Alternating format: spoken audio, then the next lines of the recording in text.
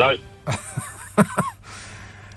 Hundreds of homes were left without power. Oh, by the way, can we talk for a little more, an hour after endless hour, about a TV programme that was on 26 years ago? Can we possibly talk a little bit more about that? No. I'd rather talk about the weather. Awful as it is. Hundreds of homes were left without power after 85-mile-an-hour gales struck the UK overnight. That's not kilometres per hour. Weak European surrender measurements. We don't want that. We want 85 miles an hour. Our weather comes in pints, and don't you forget it.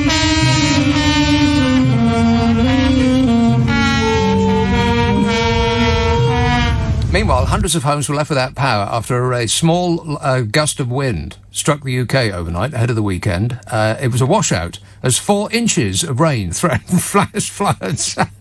4 inches! A tiny amount. It's all threatened to bring chaos. The Met Office has warned that the miserable weather will continue, with the wettest parts of the UK likely to be parts of Wales and Cumbria. Wherever that is. There were 6 flood alerts in place across the UK, with their yellow wind warning for southern England and most of Wales. And what the difference between a warning and alert is, I've got no idea. A warning sounds like this. Warning! Warning! I'm guessing. And an alert sounds like this. Emergency, everybody to get from street. Emergency, everybody to get from street. Needles on the Isle of Wight recorded wind speeds of 85 miles an hour. And you double it and add 32 to get centigrade. So 85 times 2 is 175, and 175 plus 32 is 217. Wow. The wind is as fast as 217 degrees centigrade. Can you believe that? No.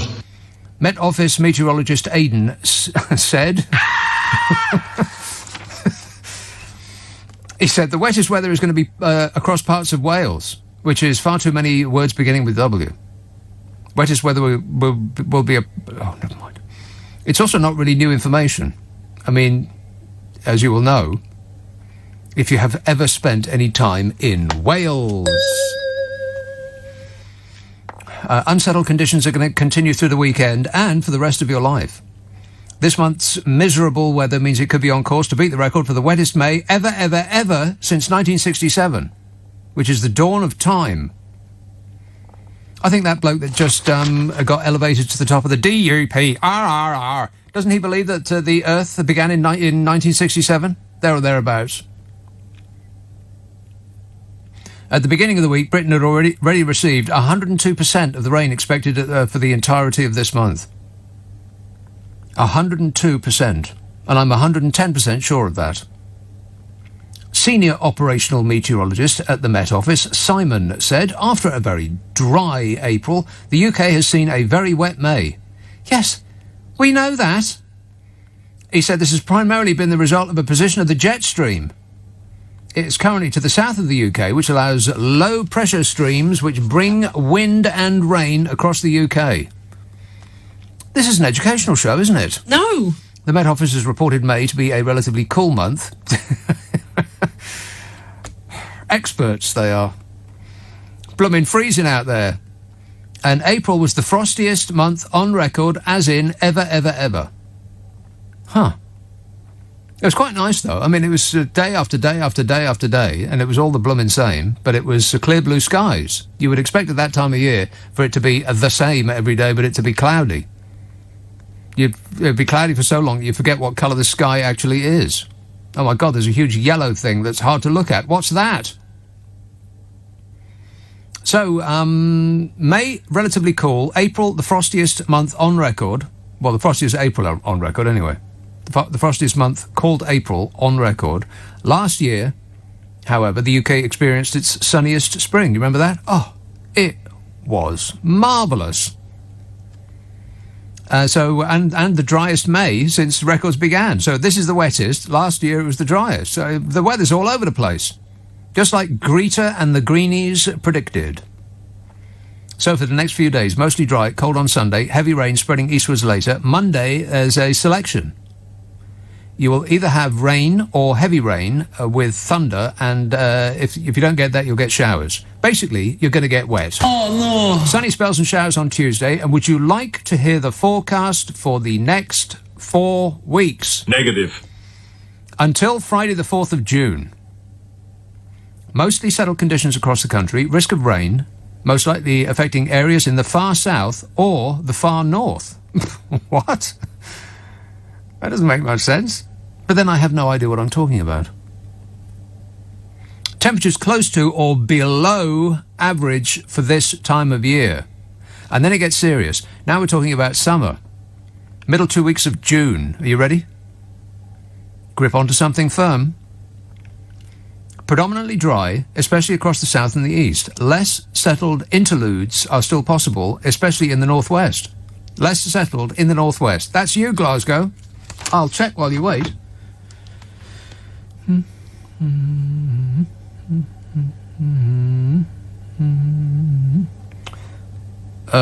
What? No. Well, I'm not even going to read that. That's nonsense. Not going to rain for the next 2 weeks? Pfft, rubbish. So until, for the middle 2 weeks of June, predominantly dry, except Glasgow. Please don't pay any attention to that weather app because it doesn't know what it's talking about. Temperatures could start recovering, moving towards more typical temperatures for this time of year with some warmer days. Typical temperatures for this time of year with some warmer days? We'll take it! John in Merseyside said, we will have to wait 25 years until inquiries into the Russian interference with Brexit and the government's handling of the COVID-19 pandemic are published. Not will we, will we, will we? Will we have to wait 25 years until the inquiries into the Russian interference with the Brexit and the government's handling of the COVID-19 pandemic are published? I don't know. What are you asking me for? I mean, this obsession with something that happened 26 years... It happened 26 years ago, people. It's ancient. Never mind, eh? Takes your mind off it. Doesn't it just, though, eh? Takes your mind off a mountain of dead people and a hole in the economy that you could drive a freighter through. You could drive a battleship through it. If only we had one that wasn't sinking right now. Here is that call that you've been waiting for. You've been waiting in anticipation. It's Paul in Liverpool. Hi, how are you, Nick? I'm good, thanks, yes. Thank you. Thank you. Yeah, I'm good. I'm just listening to the news and things that are getting said on the news. You know, this new variant about going on holiday. Yeah. If you go on holiday in an amber country or if it turns red, we have to come back and we have to isolate. Mm-hmm. Yeah? Right. If you turn red on a beach holiday, you have to come back and isolate as well. Don't forget that. Yes. And we're doing so well as a country. We're doing so well, right? And we're doing well as a country? In what way? Yes, we are doing very well. In what way? And then, well, we've been doing well. People getting vaccinated, double vaccinated and things like that. Oh, getting the jab in the arm. Yes. Yes, yeah. But then we've got the new variant from India. Mm-hmm. People from India are flying into Britain. How come people are flying back into Britain? How come they're doing India? It? I think it's because of the Boris variant. Well, it what can I say about him? You might as well call him Tommy Cooper. Tommy Cooper? Well, the thing is that Tommy Cooper was intentionally funny. Yeah, but Boris wasn't, was he? No. Same hair, by the way, so, I mean, at least they got that. But Tommy Cooper had the decency to hide his under a fez.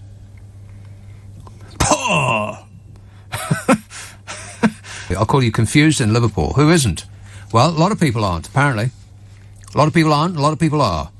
A survey of nearly 1 million people... OK, keep that number in mind. A survey of nearly 1 million people has found that at the start of May, fewer than 1 in 3 Britons completely understood what the lockdown rules were. 1 in 3? Wow, that's almost 20%. What? 20%. Can you believe that? So a survey of nearly 1 million people, it was reported, has found that at the start of May, fewer than 1 in 3 Britons completely understood what the lockdown rules were. Here's the details. Now keep that survey of nearly 1 million people in your mind. University College researchers asked just over 70,000 people. Now, I don't know what maths is like over at the Mail, but 70,000 is not anywhere near a million. But I'm not a maths expert. University College London researchers asked just over 70,000 people across the UK to rank their understanding of current restrictions on a scale of 1 to 7. And 50% said, what's 7? I know what you're thinking. You're thinking that you don't understand how 70,000 people is nearly a million people. And that's because you're thinking of mathematics as a science. It's not a science anymore. Maths is not a science. It's more about feelings, baby. How much do you want it to be? The number of Britons who scored at least 5 out of 7 on this quiz. Remember, keep in mind that they are marking their own homework. They're essentially saying, how much do you understand the rules on a scale of 1 to 7? Where 7 is absolute perfection and 1 is...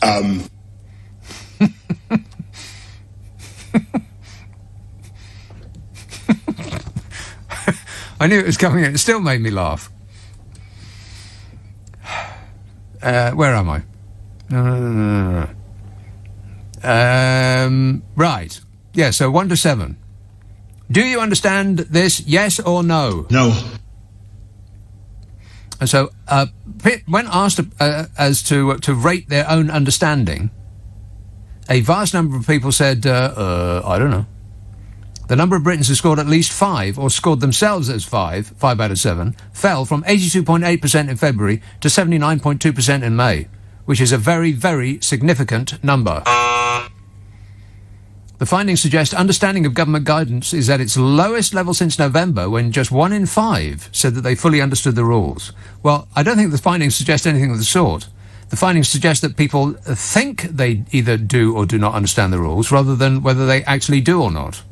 Because they weren't questioned on the rules, they were questioned on whether they thought they understood the rules. God, wouldn't it be marvellous if every test that you had to go through in life was marked like that?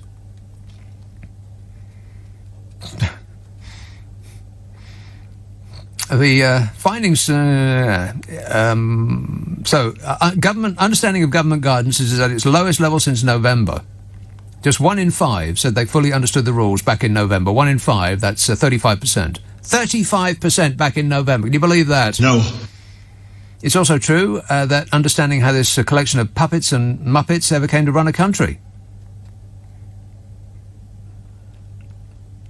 What? I wrote this and I don't understand it. What does that mean? It's also true that understanding how this collection of puppets and muppets ever came to run a country. That doesn't make any sense. But we'll just pretend that it does. Hey, so this UCL survey went up to the 3rd of May, which is almost a month after pubs and restaurants in England were allowed to offer outdoor service to people freezing their faces off in the rain. And gyms and hairdressers could reopen. Oh, it was bliss getting a haircut, wasn't it? It does not, however, include the latest phase in the roadmap, which allowed hospitality to offer indoor service. Have you done that yet? I know I haven't. I'm going to wait to see what happens. I'm being smart, I am. Plus, once you haven't eaten out for in such a long time, I don't really feel a massive urge to go back into it. Do you? I mean, the price, apart from anything else, it costs £100 for 2 people to have a pizza. How is that even possible? I don't know. You look at the menu outside and you think, oh, it's like £15 for a pizza. We'll get in and out for £30. No, not even close. You double it and triple it and then add the tip on top and it's £100. There or thereabouts. I don't know how. It's just a fact, Jack. So it didn't include the latest phase in the roadmap, which allowed all of these things, hospitality to offer, indoor service, foreign travel to resume, and families to hug again, but only in a specific and limited way, as clearly specified by Her Majesty's government. When you're thinking about how much you can be hands-on to a complete stranger, hug-wise, just think, what would Boris Johnson do? And do the exact opposite. Bodger? Yes. Meanwhile, in order to clear things up, a number of sage scientists, those experts that are supposedly advising this clown show what to do next, are warning people against hugging loved ones, or dining indoors, or going abroad, or any of the things that we've just been allowed to do. And they are freaking out about this Indian variant. One expert said... the Indian variant, by the way, was allowed into the country because apparently the government are too busy telling us that they are following the science to, follow the science. The UCL survey found older people... Okay, these are the people that understand the rules. This is not what you would think. In fact, I bet it's the absolute opposite of what you would expect. The University College London survey found that the people who understand the rules the best are older people, people with lower education, and people with lower salaries. All of those people, or all of those categories, reported higher levels of complete understanding than their opposites. Now, remember, these aren't people who passed a test about their understanding. These are people who graded their own understanding. The old and the less well-educated and the poor understand the rules better than the young and the well-educated and the well-off. Huh. Well, if that is actually true, maybe we should get some stupid people to run the government. I mean, they couldn't do any worse, could they? Yeah. Wait a minute. The study showed fewer rather than 20% of people under the age of 30 believe they have a complete understanding of lockdown rules at the start of this month. 20%. People aged 30 to 60 had a slightly better grasp of the rules, with just over 30% saying they had complete understanding. 35% of the over 60s reported full understanding. Of course, that might mean that they don't have any understanding. It's just that they think that they do. Maybe some of them didn't hear the question. People with household incomes under $30,000 a year also had slightly higher levels of self-reported understanding than their opposites. And that's the important part, self-reported understanding. And more people from GCSE or lower educations found that they felt fully confident in their knowledge of the guidance. And I think that's it. People who know little think they know a lot. It's called the Dunning-Kruger effect. People with low ability at a task overestimate their ability. Who does that remind you of? Yes. People with low ability overestimate their ability. Boris de Pfeffel, Dunning-Kruger, Johnson. People who aren't that bright think they are smarter than they are, whereas people who are bright understand their limitations. See? Makes sense. I personally am only just smart enough to know that I am not very smart at all. Correct. Dr. Elise Paul, the lead author of the study and an epidemiologist, said, "Our report shows that as lockdown eases, people's understanding of the rules has fallen. One potential reason for this," she says, "is that the complete lockdown carried a very clear set of restrictions, which have now become more nuanced and complicated." She says the reduction in perceived threat from the virus might also have led people to relax somewhat and pay less attention to the details of current COVID guidance. Paying less attention to this bloke. Yeah. Wait a minute. I can't imagine it. I just can't get past that it's okay to go to the gym, with all the panting and the heaving and the gasping and the straining, but not to go to an outdoor festival. That don't make no sense. Oh, I did go to the gym, and there was a bloke in there. I mean, I don't want to come across as somebody who wants to kill people all the time, but I actually really did totally want to kill him, and I wasn't the only one in there. He was on one of these CrossFit things where it's like you're running, and you grip and hold of handles, and they go back and forth, and your legs go back and forth as well. And he was about 50 years old, and he was straining himself beyond his capacity. He was on the verge of death, and he didn't exhale as much as cough. I'm not exaggerating. Every exhalation of breath was a cough.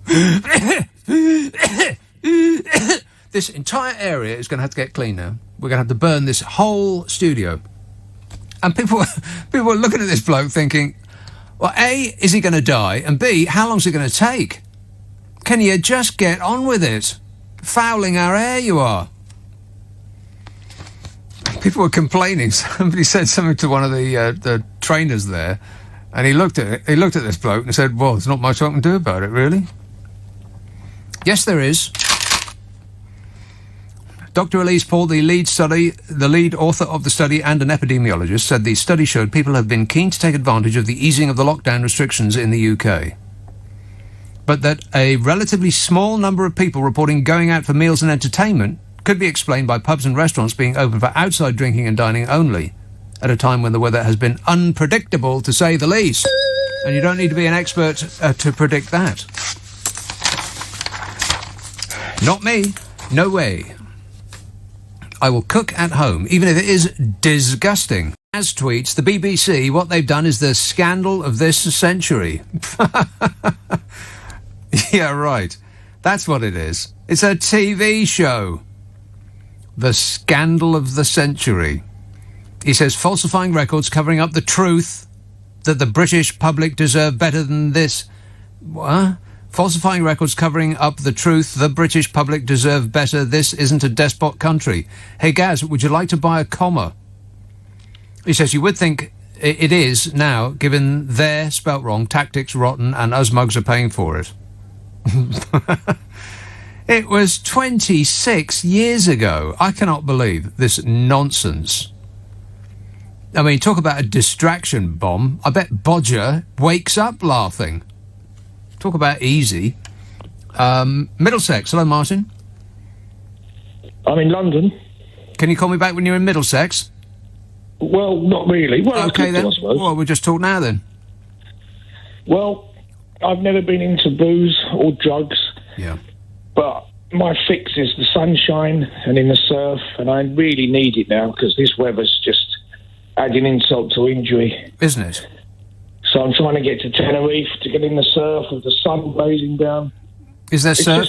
Is there surf in Tenerife? Oh, there's brilliant surf. It's 4 breaks in Playa de las Americas, which is the main town in Tenerife, and it's got good little breaks all the way up to north of the island. Right. Brilliant. A 4-foot surf? Yeah, you get 4 foot over there. I thought this entire island was just beach break. I can't remember the exact quote from Apocalypse Now, but it was there or thereabouts. I love the smell of napalm in the morning. Do you like the smell of napalm in the morning, Martin? Good film, yeah. So, are you going to go away or what? Oh, definitely. I've had enough. I mean, I've done England, Wales and Ireland, and it's all very pleasant and Isn't pretty it? and green and wet. And wet, yeah. I've done it. I've seen it, and it's, quaint little villages, blah, blah, blah. And there's some great surf on the west coast of Ireland, but it knocks the bejesus out of you. Mm. But I got bad news for you, Martin. What would you expect the weather to be like in Tenerife? No, it's going to be good. Well, what does that mean? They've got one of the best climates in the world. Well, give me a temperature in Fahrenheit that you would expect to be the high on Monday, for instance. I'd say 22. In Fahrenheit? That's freezing. That's below freezing. You'll be having to break the ice on the surf. Fahrenheit, man. Proper temperature. Not this European surrender temperature.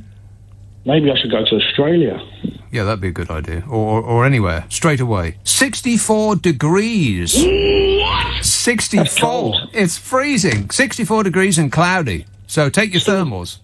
Still better than here. Nice wetsuit on. Little bit of sunshine coming through. I love it. It's just... Right. One of the most pleasurable things I've ever done is sitting on a surfboard and bobbing up and down on the waves and the sunshine coming down. Mm-hmm. Even if it's not sunny, I like it. I love it. All right, shark food. I think that's what they call you. All right, I wish you the best of luck. Is Tenerife on the list? I don't know. Is anybody really paying attention? Notting Hill, Sharif. Hello. Hello. Please put Tenerife on the list. Tenerife, anyway. It's not a bad place. I mean, there's not much to do there. No, it's not. It's just the idea of him bobbing up and down making me slightly nauseous. But anyway, I would just say this. I'll let you know this. My daughter works in a hotel in Glasgow, and it's indeed raining. It's raining again. Raining, yes. It's raining again. In Glasgow. So the reason I'm ringing is because I'm absolutely astounded. I fell out with a close friend of mine recently over this Prince Harry conversation. Oh, for crying out loud. That's occurred. Because he has this idea that somehow Merkel has taken him away and all this malarkey and all this rubbish. Merkel? Right? Angela Merkel? It's her fault? Oh, my God. Yes, Is there nothing that this woman won't do? What's it? Because she's in charge of the European Union, you see. So I'm just jesting. Anyway, it doesn't matter. But anyway, you mean Markle? Yes, of course. Sparkles, as in sparkly, yes. Markly. I was Hazza and Sparkles. Yes. Yes, I was choking your chain. But anyway, I just don't understand. He spoke about his mental health issues. He was talking about stuff. Yeah, during Mental Health Awareness Week, which I thought was quite intelligent. What he was saying, that just because my father was this way, therefore why should I be treated this way? And I want to do better for my children. Makes perfect sense to me. It makes perfect sense to me, but you get this vitriol, this attack straight away, and he's eviscerated by the press. Yeah. He's eviscerated left, right, and centre, and then suddenly, his brother pipes up, and then suddenly Kate turns up, whom I still don't know, as you say, what she does. What she sounds like. Can you, if you heard a clip of her mixed in with 3 other people at random, I bet you'd have no idea which one was her. What does she sound like? But Nick, all I know about her is her mother was a airline hostess, and they ribbed her about it constantly. The people surrounding the royal family, and probably the royal family themselves, went on and on and on about it. Doors to manual, they called her, because she used to have a proper job. But that's it. And then Harry's girlfriend and soon-to-be wife turns up. She's a millionairess. She's self-made. She's an actress. Yeah. And obviously she's a woman of mixed culture and all sorts of stuff. And it obviously causes a problem. I don't know what it causes. I'm not a monarchist, by the way, as you can probably tell. I'm not, but I don't understand what he's saying. He's he's obviously, as a parent myself, I want to do better than my father. I want my children to do better than me as a parent in terms of being a better parent. We learn from each other, one after another. But the idea that somehow him saying that means he's trying to do his brand, and I'm sure I'm going to be attacked in a minute now by the Brighton and Stockton-on-Tees and all these malarkey people who think that they're going to wave the flag about and do all that malarkey that's going on. But the point is, though, I'm not a monarchist. Malarkey. How old are you? I'm older than I sound. I'm actually quite old, actually. I'm quite close to your age, actually. But that's not old. Well, I feel it. Listen, I still listen to real music with guitars and stuff. Oh. There's no drum machines. Yeah, there's no drum machines involved. Right.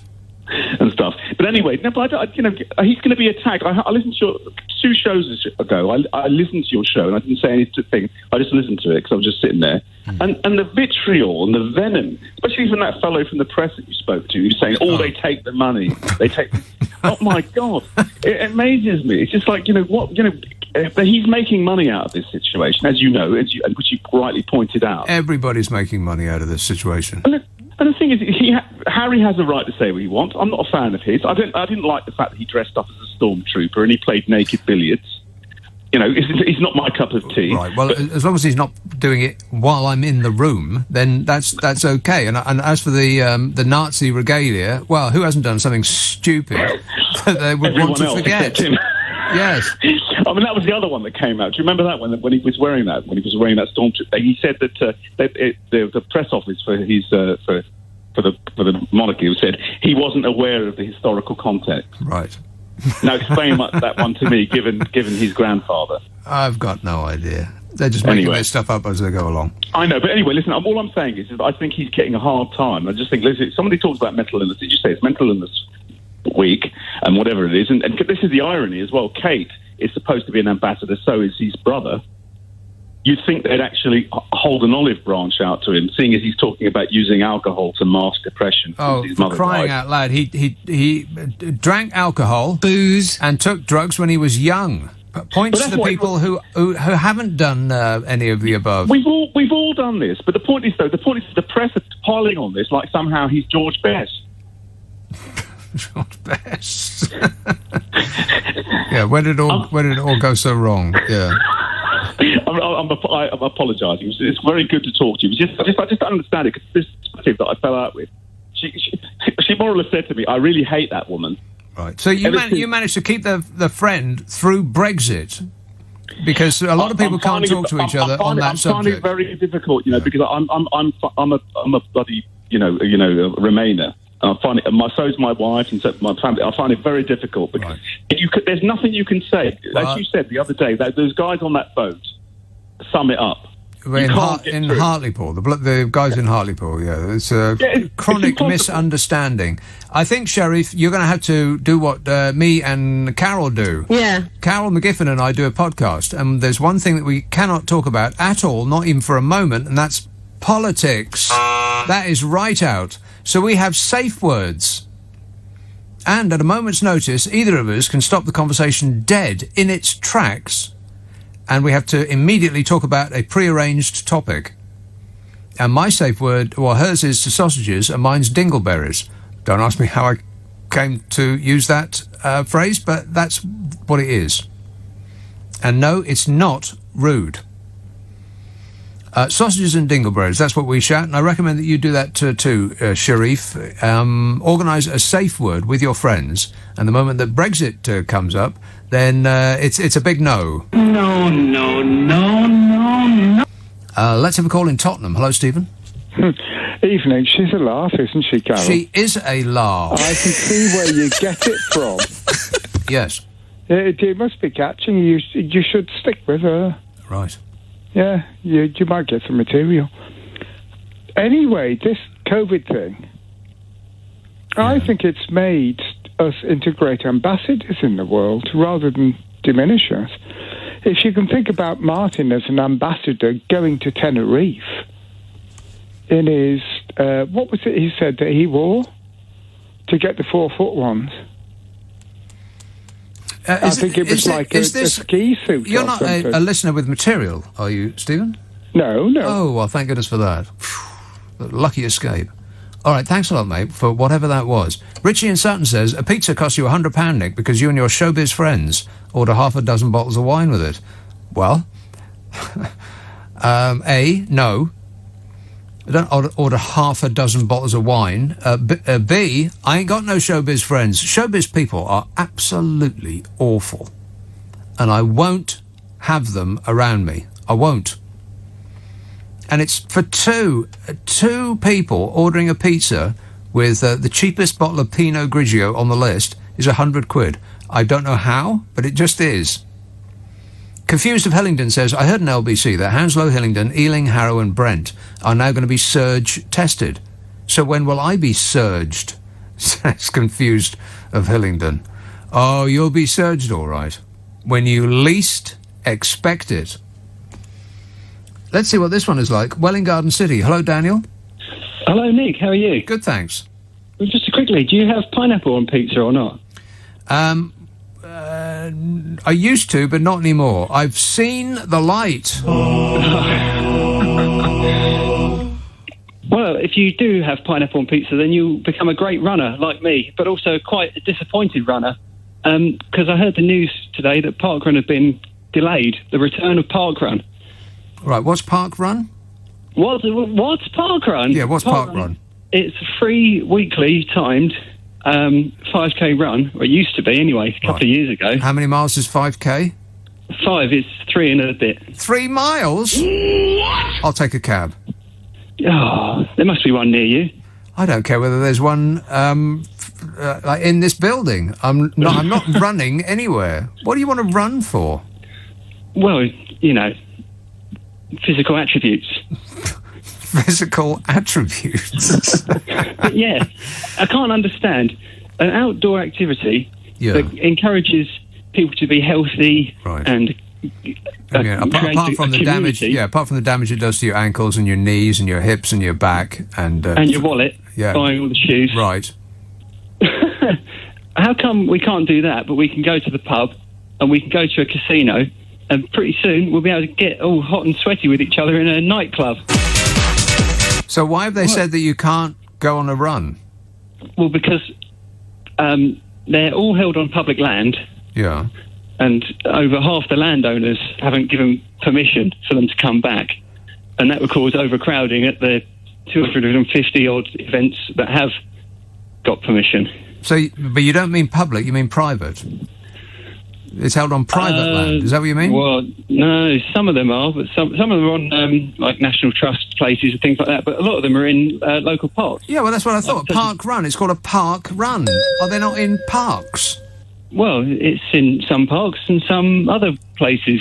Right. Okay. Here's the facts, Jack. Park run will not return on the 5th of June in England because many venues are reluctant to open. Organisers said that while more than 250 events of people running. Oh my God. Organisers said that while more than 250 events have landowner permission to return, this falls far short of the number needed to prevent overwhelming those that have been given the go-ahead. So with more than 3 million registered park runners across England and around 300,000 people taking part in a typical weekend, opening a small subset of park runs is not viable, they said. Right, so because some people can't do it, you all get to not do it. Yeah. Well, that don't make no sense. Why can't you just do it anyway? Well, you can. Why do you need it to be organised? Why don't you just do it? Well, because there's more people when it's organised, and you can work towards getting a free T-shirt. Is that it? You get a T-shirt? Well, you have to run for it, though. Right. Well, I'll tell you what, I'll tie a T-shirt on the back of a motorbike and you can run for that. How does that sound? It sounds pretty good to me. Right. You've got time for one more question? All right, go on then, yes. Okay, I did a little bit of Googling about you, and I've found some pictures of a nice apartment you used to live in. Oh, yeah. Where was that? In a holy building. Oh, in a church. Yeah, I haven't lived there in a dog's age. Well, exactly. Well, why did you leave? It looks lovely. It was lovely. It probably still is lovely. I left because the station that I was working for insisted that I did not work for them anymore. So I couldn't keep up the mortgage payments. And I had to sell it. For a while there, that flat was earning more than I was because I used to rent it out to film companies, and they came around and took over. Oh my God! When TV comes calling, they come with so much kit. They practically take over the street. It's incredible how much gear they need. So has it been on TV? Yeah, it has several times. Yeah, it was on a P.D. James thriller with that bloke that used to be in The Professionals. Okay. Not that one, the other one. Not him. Not the taller one, the shorter one, whatever his name is. Martin somebody. No idea. Martin Shaw? Oh, I bet I got that right. I bet it's called Martin Shaw. Yeah, it was a P.D. James thriller. Martin Shaw. Sure he is. What? That wasn't a joke. He is Martin Shaw. Martin Shaw. Sure he is. That was a joke. Don't shake your head. I promise. I wouldn't try that. He's innocent. Sure it is. Not a joke. You believe that, Daniel?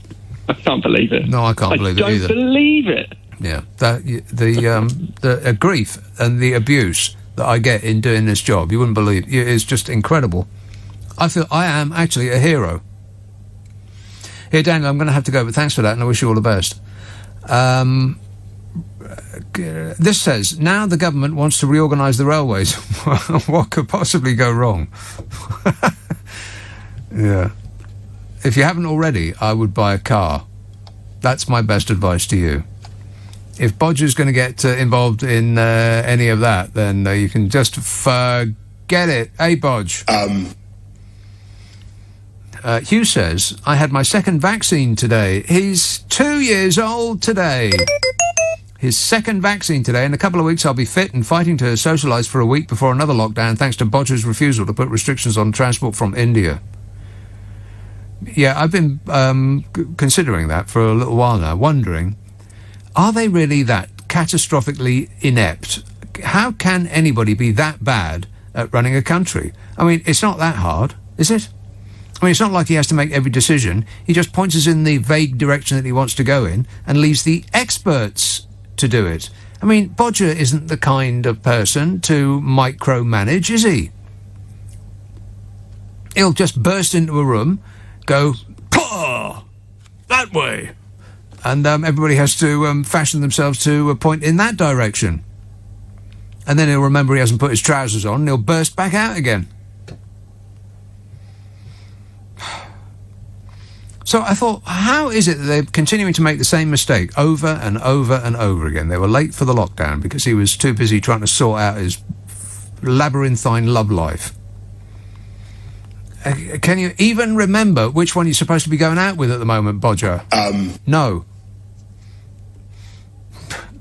And then we were late with the care homes, and we were late with the second lockdown, and we were late closing the schools, and then we were late with Christmas, and then we were late with the third lockdown, and now we're late with this, and he just specialises in being late. And I thought, how is it that you can keep making the same mistake, the same deadly mistake, over and over and over again? And the only thing I could come up with is that disaster capitalism is a lot easier if you can organise the disaster. Because otherwise, disaster capitalism is scrabbling around in the dirt, trying to make some positive out of a situation that is all negative. But if you know when the disaster is coming because you are fashioning it, much easier. That's the only thing I can come up with. Either that or we're being run by a catastrophic clown show. One of the two. You decide. Anyway, Hugh, if you had your second vaccine today, I would cancel all engagements for the next couple of days. If it was anything like me, the first one went just fine. Just a little pinprick. That'll keep you going for the show. Glenn texts, I understand the rules totally. 16 months to flatten the curve and save the NHS from being busy. I don't think there's anybody there at the moment, is there? I think they've closed it down. Hugh texts, Nick, I've read that. He still had his second vaccine. Lorna says, did you hear Brian from Stockton fuming about you to Clive Bull after your show last Saturday? The man was calling for your head.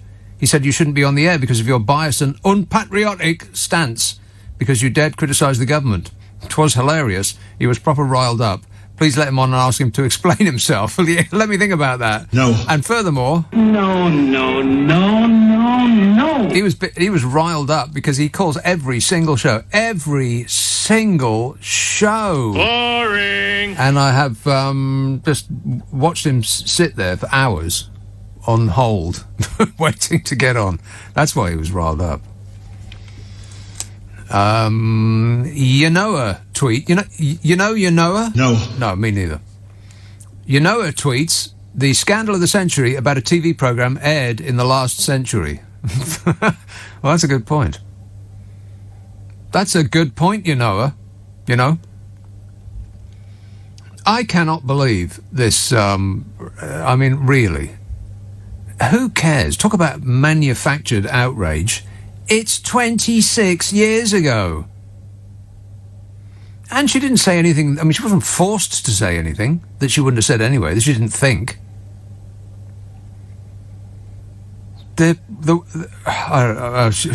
Should we get into Harry? No. Oh, all right then. Maybe in a minute. I'll work up to it.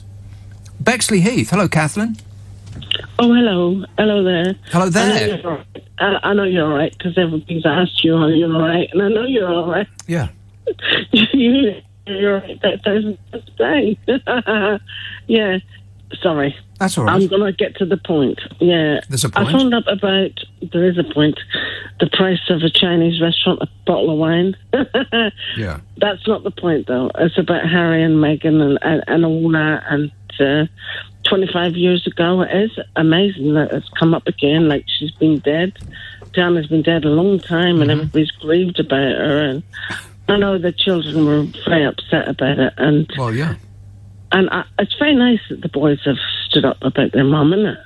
Is it? I mean, you would want, if you died and then this came out, you'd want your children to say something about it, wouldn't you? Well, I'm not going to die, Kathleen, so... Well, neither am I. Not for another 30 or maybe 20 years or 20 minutes. 10 or 15 or something like that. Yeah, but, I mean, they are defending them. But, you know, I think the way it was years ago with Edward and Mrs. Simpson, I think it was exactly the same way. I think the royal family did the same things to them. Right. How old are you, by the way? I'm younger than you are. What an excellent memory you have. Oh, it was just great great show, you know, Edward and Mrs. Simpson. It's probably something that women would watch and men wouldn't watch. I mean, oh, you're talking about the film? I watched it because my mother watched it. I have never Edward seen that and film. Mrs. Simpson. I've got no idea what you're I talking mean, about. an American lady that married the king yeah, that sounds years great. ago in 1940-something, and he abdicated, you know? And then I thought that was amazing. And then the metal Terminator showed up from the future and killed everybody. Correct. Was that the one? I'm just saying, like... you know, you remember Edward and Mrs. Simpson. You cannot say you don't know them. I've got no idea who it is you're talking about or what they did, but I'm sure it was absolutely awful. You do know them. That's silly. Right. The king abdicated. Yeah. And he married an American called Mrs. Simpson. Right. And how did it work out for them? Marvellous. They lived in France. Marvellous. But I think that's the same thing that happens to them generation. I think that's what they're talking about. Right. I think that's what Harry's talking about, what happened to them. All right. I mean, it's been going on for years and years and years for them. Yeah, 26. Yeah. I know you don't feel sorry for them, but I don't feel very sorry for them. But I do like them a lot. I like the Queen mostly. I know you don't. It's okay. I know you have your opinion on that, and I've not mine, but mine is like, okay, they're all right. I'm a poor person. They're rich people. Right. You know, so it doesn't matter about that. Well, now you seem to be backing down. First of all, you like them a lot, and now you like them a bit. They're okay. Okay. I mean, how offensive is that? Okay. Her Majesty the Queen is okay. I'm just saying, money and feelings don't coincide. Doesn't matter how much money you got. Your feelings still are feelings. That is actually true, yeah. Feelings are feelings. I'm feeling quite emotional just having spoken to you, Kathleen. Thanks for that, for whatever that was. David texts, all the people who voted for Brexit now seem keen to fly over to Europe for holidays. Why aren't they prepared to stay over here and support our tourism industry? That's right. What's wrong with sitting on a beach in your hat, coat, scarf and gloves with the wind whistling straight through you while you try to fight off a seagull for a chip? Justin tweets, thank you for not piling on the BBC interview. Yeah, you're welcome. But I will do Harry in a minute. Alsace. Where are you, Alex? Can you hear me, Nick? I can. Where are you in Alsace? I'm in Alsace. Yes. I was on a few weeks ago. But where in Alsace? Not Freiburg, okay? I'm near St. Louis, near Basel. Is it Freiburg? No, it's south of Freiburg. Ah, yes, okay. I don't know. Anyway, that's where I am, and I'm in an amber zone. You're in an ambulance? So I can't come back to the UK without quarantining for 10 days. Right, don't do it. But now I'm thinking about it. I don't want to come back necessarily because you're awash with variants and stuff, so I really don't want to get contaminated, so I'm going to stay where I am, I think. Right. Well, where there's floods of people coming in, mostly by dinghy, Alex. You don't want to be one of those people because Priti Patel will get very upset. Yeah. No, it's quite ironic that the people are frustrated with the EU because they can't come to the EU. They voted to leave. So I'll just sit here and enjoy it, I think. Yes. Enjoy the local wine. Enjoy the irony, yeah. That local wine is a bit too sweet for me. That wine that comes in the big, long, tall bottles, a little bit too sweet. Gewürztraminer? Yeah. No thanks. Good. Okay, Nick. Take care. Pinot Blanc? Not for me. Merci. What's the other one? There's Gewürztraminer, Pinot Blanc, and the other one. You know the other one, don't you? No. Awful. Alsace, one of the most beautiful places in the whole wide world. There's a wine road there called the Wine Road. In French. And it's just one preposterously pretty village after the next, each one trying to outdo each other for a preponderance of flowers. Bursting they are. I recommend it. When France is a country that you can go to without getting shot on the way back. Priti Patel will be mounting the gun turrets, blasting our support at anybody that hoves into view. Pamela tweets, now I know why you cannot discuss politics with Carol McGiffin. She's a Brexiter who lives in France. Oh, the irony. Yo, don't tell that to her. Hey, Carol. No.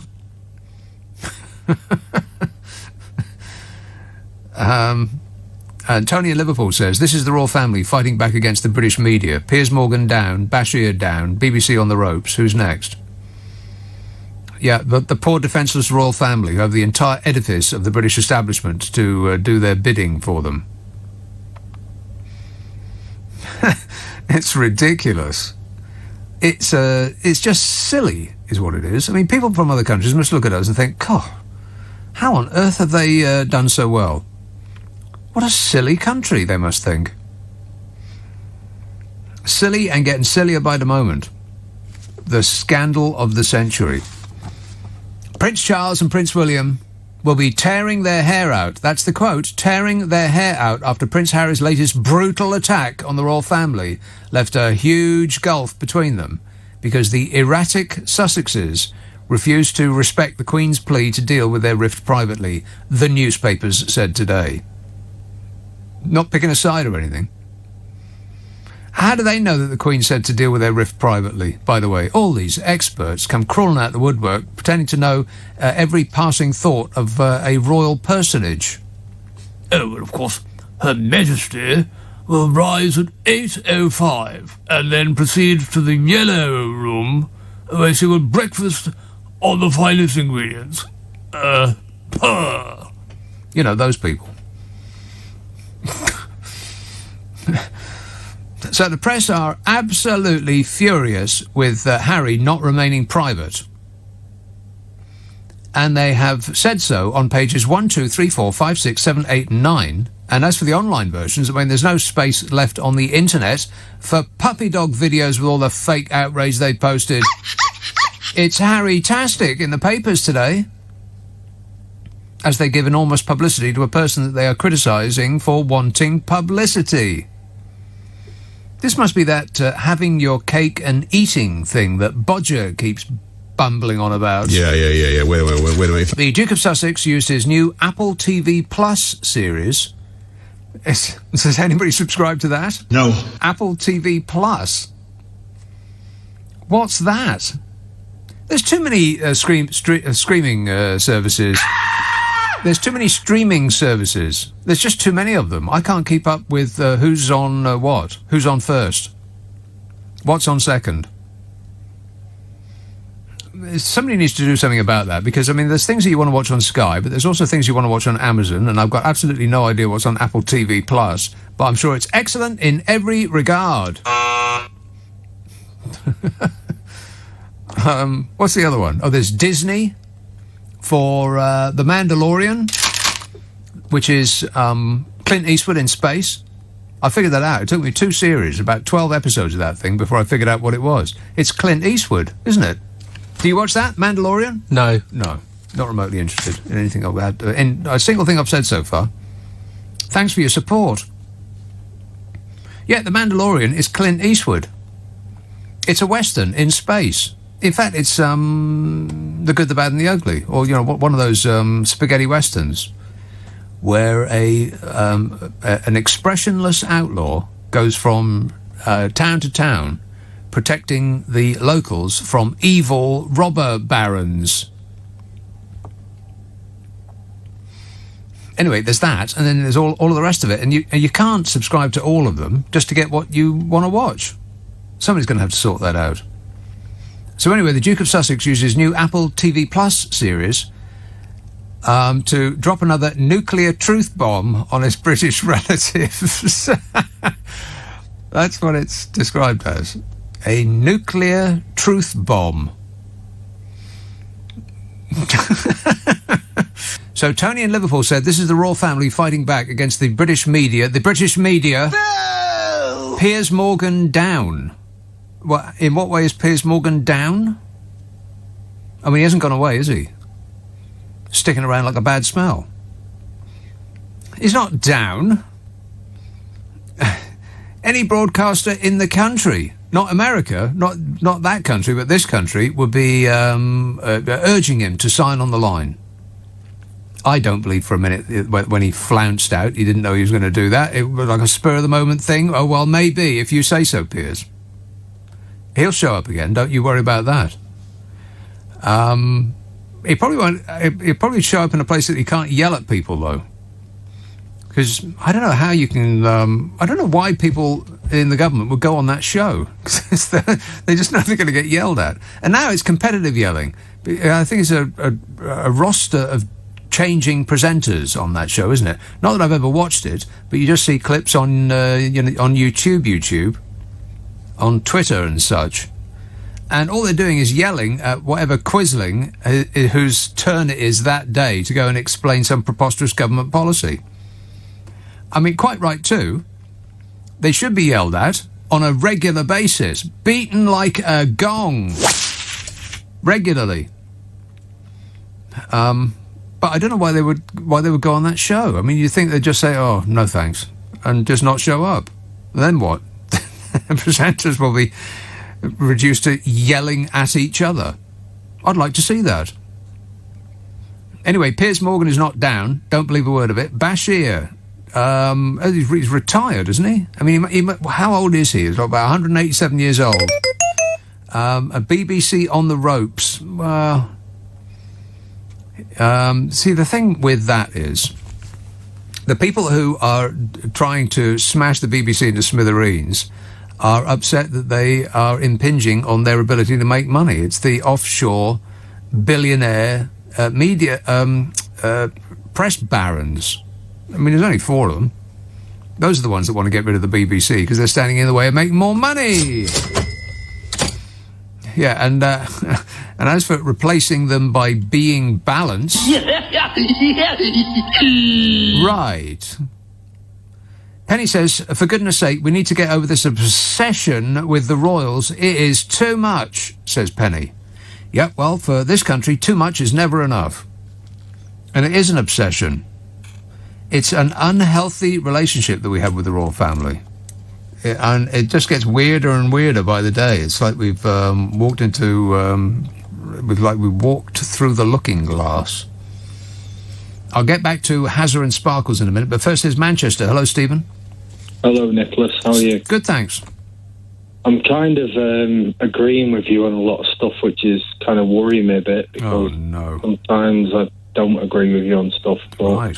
Do you know with regards to people's understanding over the last 14 months about stuff and whatnot, stuff? Like 2 meters and social distancing and furlough. It's amazing how people understand furlough and government grants and loans in an instance, but they can't understand what 2 meters mean. Do you know what I mean? Yeah. So 3'6". 2 meters.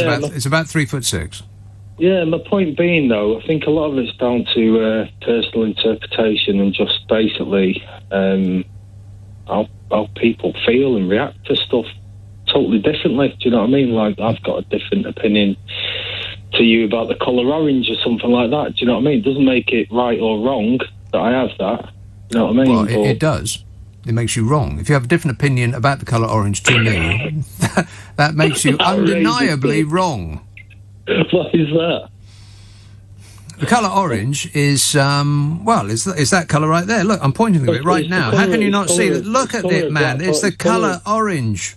It's the colour of Blackpool FC, so you've got to let them off on that, yeah? So let's have that. Come on. Right. Oh, well, OK then, if you say so. But do you know what I mean? What I'm saying is... No, I don't. What I'm trying to express to you, sir, and you're obviously you are the Gandalf obviously, of that's right. radio presentation, that's, and I'm that's not. me. There you go. I'm a wizard. Wizard. Yeah, do you know what I mean? Is that we all have different... Do you know what? No. Something do you know what? Something you said over last... I listen to you all the time. Find you very entertaining. Don't agree with you a lot of the time, but I agree with you some of the time. Right. Do you know what I mean? Thanks. But like you said, we've reacted pretty well to this over the last 15 months. Well, the privations. We've acted with the catastrophic clown show that's been running us, and we've complained not at all, pretty much. Yeah, but then when I look back to the first weekend in Manchester when the lockdown occurred at the end of March or April, there's 625 parties broken up. So you think, well, not everyone did. Do you know what I mean? They're having a party. Right. Well, there was no parties around where I lived. I can assure you of that. I was not partying in any way, shape, or form. It was. I can remember back in March, Not this March, but the previous March. You're talking about the first March, first time around. March last yeah, year. right. Okay, well, the first March, it was like being in a sci-fi movie. Driving into the centre of town, it was just so utterly, weirdly bizarre. I mean, there was nobody in the outskirts of town, but a few, every now and again, like on a warm day, of which there were some, the beginning of spring, weren't there? It was fabulous spring we had last year. There'd be people in a park. I'd go by a park and there'd be some people in there, and the nearer and nearer and nearer you got into the centre of town, it would get quieter and quieter and quieter until I was literally the only one on an enormous road, like Whitehall, for instance, which is like 4 lanes wide in a straight line for about a mile, and I was the only person on it, which was really unsettling, because you park your car and you get out and walk through Trafalgar Square, and people would just be wandering around the middle of the road because there's no traffic. And by people, I mean homeless people who would gather in large numbers. They'd basically taken over the centre of town because there weren't any homed people. People with homes, they really need to have their own moniker, don't they? I mean, homeless people, they're called something. Why aren't people with homes called something? Why do people with homes always have to suffer like this? But no, we don't want to go back to that, Stephen. I don't remember any parties, unless they were happening all around me, and and people neglected to invite me. That is possible. Richard on the M1 says, have you ever watched The Big Bang Theory? I've just started it, and it's fantastic. What, like sci-fi, you mean? Fantastic, like you can't believe it. Phantasmagorical. Yeah, I've seen The Big Bang Theory. It's all right, I suppose. I've started watching Fawlty Towers again. I'm up to... I just saw the one where the Americans come. We wanted a Waldorf salad. Lettuce, apples, what's in it? Grapes, mayonnaise, and 2 screwdrivers. I mean, it's just perfection. Oh, yeah, and celery. That's right, celery. Yeah, that's right, celery. Yeah, celery, apples, walnuts, grapes. It really is. It's so perfect. I can't imagine any comedy show being better than that. For laughs per second, I don't think anything even touches it. But on top of all that, there's this sort of totally British hysteria. And as well, in like slightly serious, which I think gives it that sort of piquancy, if you don't mind me using do you mind me using a French word? Yes. Piquancy is that we're obviously looking at a man having a nervous breakdown. I mean, he is not acting normally. I think that a lot of British comedy is a bit like that. I've also started to watch Absolutely Fabulous again, which is absolutely fabulous. That's hysterical as well. But hysteria is the name of the game. There is a woman who is not coping very well. I mean, she's middle-aged and off her head on drink and drugs on an almost permanent basis. Her best friend is a sex maniac, and the only sane person in the house is the teenage daughter. So yeah, I think that mental instability is part and parcel of British comedy. A little bit unstable, unhinged, just a touch. Whereas in America, that's not what you get at all. You get people who are they're coping. I mean, like Friends, for instance, and Cheers, and all of that lot. I mean, the Frasier thing was a pompous man being brought down within the space of 27 minutes every single time.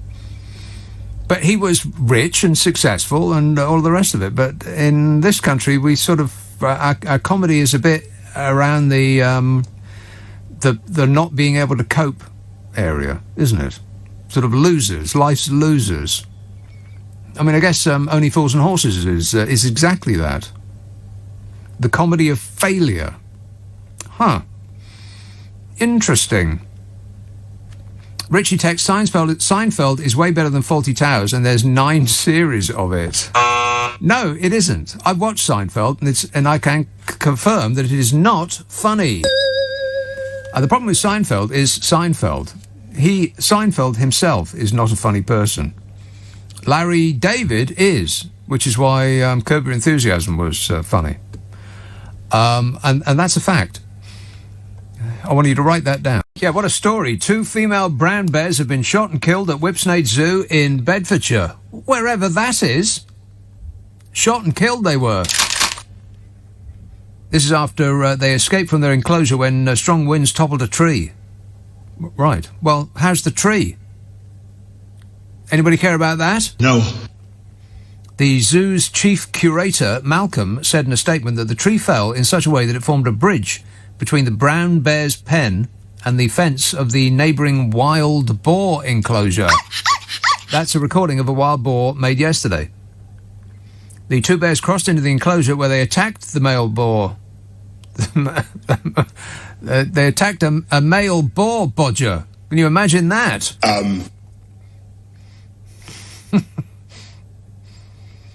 The curator said the zookeepers had no choice but to euthanize the bears over concerns of an immediate threat to human life. Right, or boar life. And you hear euthanize and you think, oh, they put them to sleep. No, they killed them to sleep. I think that they've missed a trick there, because that sounds like this year's new attraction at Whipsnade Zoo. We've opened all the cages, turned the place into a giant buffet. I mean, how David Attenborough does that sound? People pay big money to see that. Are you kidding me? The people will be queuing around the block. Look, Timmy, it's feeding time. Bath. Hello, Laura. Hi, Nick. Laura. All this talk about television shows, it's almost like whenever you slate the streaming services and then it goes to the ads, it's an ad for a streaming service. Right. Well, have you not noticed? I did notice it last time, yeah. You forgot to say, if they're doing ads, and it's a great way to spend 8 hours of your day. Isn't it just? Yeah. I was going to say about that texter, saying a show is really funny and then following that up with because there's 9 series of it. Yeah, it's funnier because there's more of it. It's an oxymoron. It's an antithesis, that statement. Right. Well, Richie is the fellow that texted it, and I suggest that he is an oxymoron. I mean, I was going to say on the topic of Absolutely Fabulous and stuff, I'm now realising there is certainly a British obsession with tragic people. I mean, we watch Bottom a lot. Have you seen that with Adrian Edmondson and Rick Mail? No. Is that the one where they hit each other a lot? They're just the whole point of this.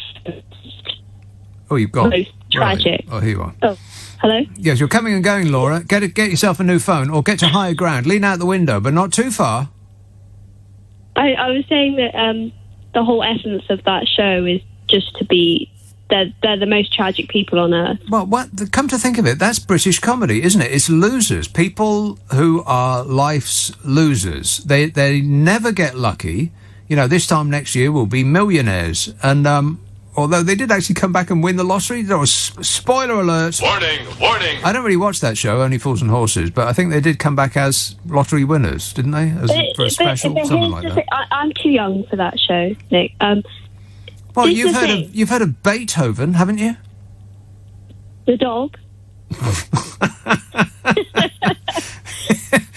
Yeah, that's what I meant. The dog.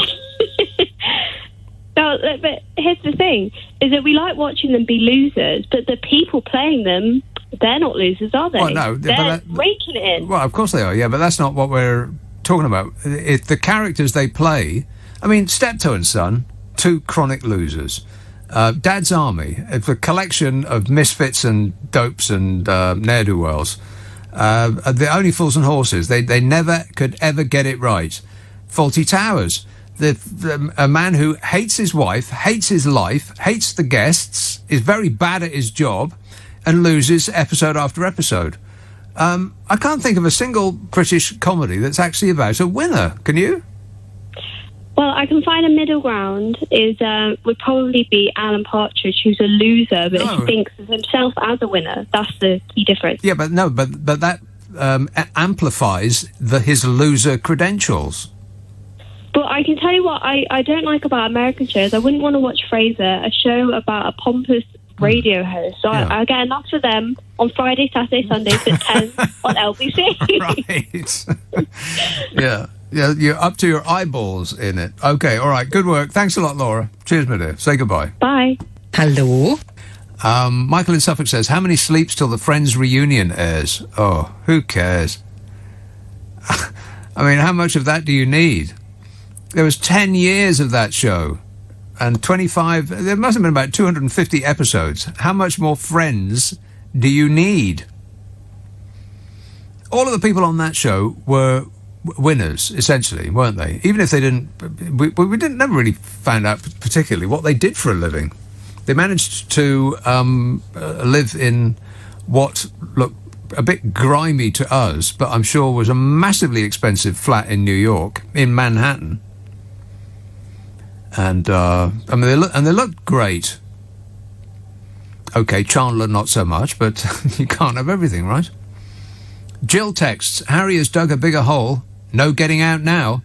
The British have no time for him. Are you kidding me, Jill? Have you seen the newspapers? There's nothing else in it. Got no time for him. The Duke of Sussex uses new Apple TV Plus series to drop another nuclear truth bomb on his British relatives, accusing them of total silence and neglect when Meghan was suicidal, claiming his father, Prince Charles, made him suffer as a child, and insisting he would not be bullied into silence when he alleged that the firm trapped, smeared and dumped them.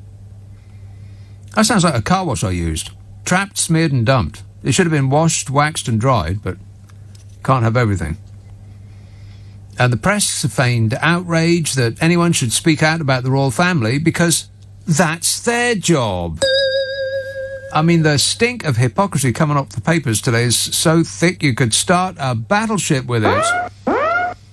Is this the same Harry whose mother was photographed sucking the toes of a business person on holiday? Disgusting. No, that was the other one, wasn't it? Is she the one who the press released the transcript of a private phone call that they'd somehow managed to get, and another one of his dad, and that they managed to get? And isn't it the same press who bugged their phones and rooted through every aspect of their lives to splash it on the front pages with no concern for any of them over how much they could make from torturing them? Very little concern about the family themselves when they're writing about papers that bring in the money, honey.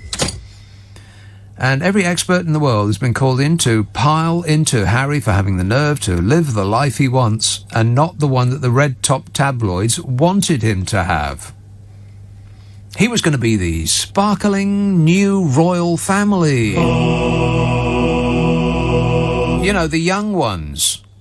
Him and his Hollywood wife. Because Wills and what's-it, I mean, you know, pleasant and all that, but, you know, just a little bit boring. B-O-R-I-N-G, dull. And so that's what the press were hoping for, that Hazza and Sparkles would bring, you know, a little bit of glitter to the proceedings, because Chaz ain't got no glitter. No glitter there. No excitement, no interest, zero. And so to keep this this show on the road, they needed to bring in the young ones. Not that TV show about the loser students. They needed to bring in the young fans, and Hazza and Sparkles were it. They were it with jewels on. But they didn't want to play that game, and the press have been twisting themselves up into a furious knot about it ever since. How could you? Cruella de Marco has taken a puppy. It's just so ridiculous. We're all tied up in knots about this. It's just another distraction bomb to distract you from the catastrophic clown show that we've got running this country, the failure to protect us from something that other countries found relatively easy to protect their citizens from. I mean, I go back to Vietnam. You know how many people there are living in Vietnam? It's something of the order of 96 million, which is it's a half as much again as live here. In a person per square foot, a smaller area in Vietnam. It's more crammed in, and they got half as many people as live here in Vietnam. 96 million. You know how many people died of COVID in Vietnam? Have a wild stab in the dark. I'll tell you later, but you won't like it. So, all of these experts come piling out. Royal expert Phil said the royals will be dismayed and Charles and William will be tearing out what's left of their hair. It just seems to be another day and another whinge. Nice dig there at the baldness that affects Charles and William and Harry. Feigning concern and then sticking the boot in. Royal expert Richard said there is now clearly a huge gulf between the royal family and the Sussexes. Yeah, it's about 6,000 miles, which is approximately as far as I'd go in the same circumstance. This text says, I'm getting cheesed off with Harry, who did not have a voice until he married that woman. I'm sure she gets a script out each night and tells him which speech to say to upset the next royal to have a go at. Yeah, it's all about the woman, isn't it? Harry is, he's been led astray by that evil woman. No! God. He's a grown-up. He's not a child anymore. People talk about him like he's a teddy bear. A little puppy dog. Cruella de Vil stole our puppy away. Chris the Cabbie says, I'm a black cab driver, and I have to say, to see London buzzing again is a beautiful sight. Is it buzzing? Is London buzzing? I haven't really detected much buzz, to be honest, but you know best. He says, but also drunken morons are back. One thing I did not miss in lockdown, drunken morons. They're everywhere. We're surrounded by morons, Chris. Keep your doors locked at all times. Never take anybody south of the river. Johnny says, have you seen This Country?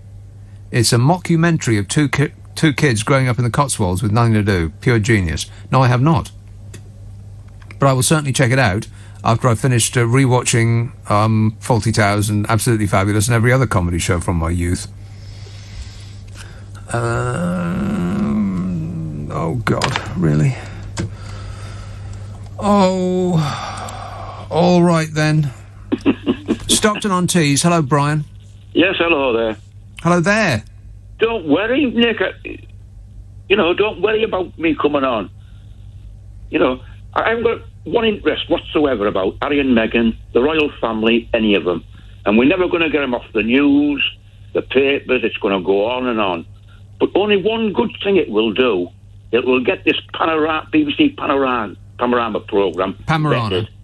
It'll either take it off the air or we'll get it vetted, Panorama. Well, I think it got taken off the air a long, long time ago, because it used to be a serious show that lasted an hour about all sorts of issues, and now it's like a children's programme of half an hour. Yeah, and every journalist on it is either riding a bike towards the camera or waving their arms about or skating or skiing or, for crying out loud, just stand still and tell us the facts, Jack. For years and years it has become a joke. I mean, what they do is, what we want is a sensational story, a scoop. Yeah. And they've been doing this, even when it was an hour long, over a long period, and they've been getting away with murder. Well, now, they're going to get looked into over this, which I have no interest in. Right, zero. But the good it will do is, they will finally look at this panorama on hospitals, on people that are saying that having money away. It's a biased view by them. They get people on it. Everything is biased. It's impossible to say something that's not biased. No, but this is a taxpayer's programme. paid by the people of this country to tell them the truth. Right, but 26 years ago, are you really telling me that 26 years ago, one show cancels out the entirety of the series of Panorama? No, they've been doing it with loads of things. What they do is, look, I'll take an hospital situation to you. They're doing one about the hospitals, about the COVID, right? And the bloke who was doing the programme said, get me the right people. I've got to have the right people. Yeah. To come on, to put their view over. Right. It wasn't just going to an hospital and asking random people who were handpicked. What's that kind of a story? That's no story. He's got a story. Everybody goes into a thing like that with an idea of where the story's going to go. No, but we're getting it into our house, aren't we? And all they want is sensationalism, and they've got people looking at you, we're watching the television, with a biased view of it all. Of course it's biased. That is wrong. That is wrong. Everything is biased. No, it's not. Well, of course it is. I know that. Yeah, your show is. Your show wants to. And so are you. So are you, Brian. You're biased. Yeah, I read you tonight, right? I read you tonight, right? You go on and on about the deaths. Oh, God. And you bring into it Vietnam. Yeah. Right? Right. Why don't you bring in Italy? In Europe, Italy. More deaths than us per 100,000. Czechoslovakia, Poland, all these places. You can name another 14 European countries. France, 108,000. Yeah. Germany, 80,000. Yeah, we're worse. We're worse than. You picked Vietnam. Yes, I picked Vietnam because it has a more or less. Listen to me, because it has a more or less similar. They're not in Europe. What's that got to do with it? They're still people. But you're just a biased view. Now, this is the way you talk about things, right? You go about the deaths all the time. You mention it as much as you can. We are the most deaths in Europe. Yeah. Right? What I say is we have a combination of the worst death number and the worst economic hit of any country in Europe. 100,000, you're wrong. No, it's not. I'm not wrong. I'm right. We're about 15th on that. And you were saying we're not. Completely incorrect, Brian. Economic. France are economically a lot worse off than us. They're using £1 or £2 billion a week still every week. It's cost France more than here. We're not. No, it hasn't. I'll go back to this. I'll go back to this. You keep naming this is you. This is you not being biased, is it? Right. No. But it's you. I'm just trying to tell you what you keep changing from one hand to another as it goes on to suit your argument. At first, you said about COVID. You said this in history. This will go down as the most overhyped thing ever. COVID, right? You said, no, I didn't. I didn't say. I did not say overhyped. I said overreaction. Yes, in history, and then you went on to say it is only killing people who would be dead within a year anyway. Yeah, right? mostly that's true. But now you've changed your complete story to suit your argument. You've changed from one end to the other, like you always do on everything. What, like you do, you mean? No, accuse your enemy of that which you are guilty. Yes. Oh, my God, it's like I've got Donald Bloomin' Trump on the phone here. When I complained about you to Bull, the programme after you, right? You complained about... No, hang on a minute. You complained about me. You mean you've lodged a complaint? So why would I want to put somebody on the air who's lodged a complaint about me, who's trying to get me off the air, Brian? I mean, ask yourself that. I don't know what you do for a living, but if I came around to where you work and tried to get you fired, would you welcome me into the building? Turge tweets, the cheap shot at the BBC with a 26-year-old story is just to rile people up against the BBC, yet with great effect. I actually think that it's just to make people forget about the worst combination of death numbers and economic hit of any major country in the world. And the reason I chose Vietnam is for several reasons. To compare us and contrast against Vietnam is because the numbers are so stark. And it has more people in Vietnam than live here, significantly more, like half as much again. And crucially, because people will say, oh, well, you can't compare us to, other countries in Europe because they've got wide open spaces, much, when they're not crammed in like we are. Well, Vietnam is. it has almost the exact same number of people per square mile as we do. But they have many, many more people. And our death toll at the moment, and by the way, they have a border with China. That's why I picked Vietnam. But specifically, I picked Vietnam for this reason, this number. We have something of the order of 130,000 dead from this virus due to the excellent response from this catastrophic government. 130,000 dead. Vietnam have 35. Not 35,000. 35 people. We have 130,000 people died, and Vietnam has 35. I think actually just lately it may have ticked up to 40 people died.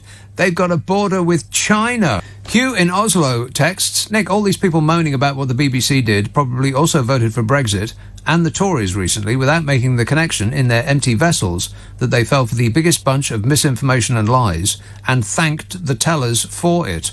In fact, they were so happy to be lied to that they kept the tellers in power. Now they're up in arms when it happens to the monarchy. The irony, says Hugh in Oslo. Chris in Nottingham says, zookeepers, quotes, what can we put in the next pens to the brown bears? Something that they couldn't possibly want to eat. Oh, I know, wild boar. That seems torturous, doesn't it? I mean, that seems like they're torturing bears. I'm not suggesting that they are for one moment, but if I was a bear and they put me next to something that I would want to eat, then that would seem like a cruel and unusual punishment to me. I mean, they're already in jail. Wild boar. So yummy. Apparently there's just boatloads of them in France, and they're everywhere. We're attacking people coming out of the supermarket. You know, when foxes figure out that they don't have to be frightened of us, that we would lose in a fight to a squirrel, let alone a fox. Like if a fox came at us and we had shopping in both hands, we would drop it and run away. And they would be left to, help themselves. Foxes are smart, and they're everywhere. Usually driving home at night, I see maybe 3-4 foxes dash in front of the car. Every night.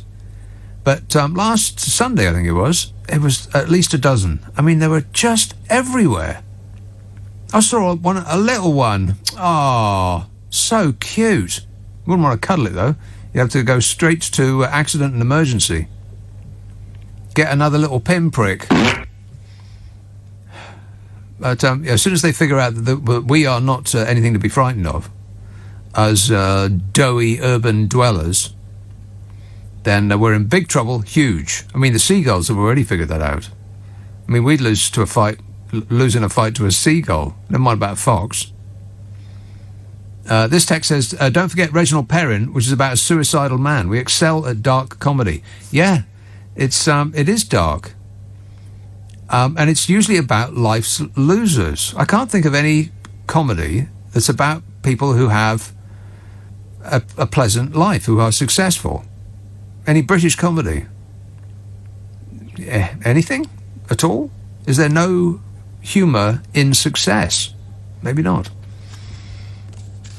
So anyway, speaking of the comedy of misery, Royal expert Richard said there's now clearly a huge gulf between the royal family and the Sussexes. Hazard and Sparkles. It's about as huge a gulf as any family that doesn't stay together for generations, which is pretty much every other family on Earth. Why are we so surprised? Every family on Earth except Italian families, they stay together. Or at least they do on the pasta sauce adverts. Harry expert Angela called his appearance phony and embarrassing. Well, not for him it wasn't. It was just him saying how he felt. But it's not so important to people how he felt, rather than how him saying how he felt makes them feel. Which I'd say is phony and embarrassing. But, what do I know? I'm no expert. One who is an expert said, when you're dealing with a couple who are erratic, you don't know what's coming. Right. They're crazy, unhinged, off the leash, deranged, demented and unstable. Lock 'em up. It's for their own good, you know. Yeah. In candid interviews with Oprah Winfrey on his new 5-part Apple TV Plus show called The Me You Can't See.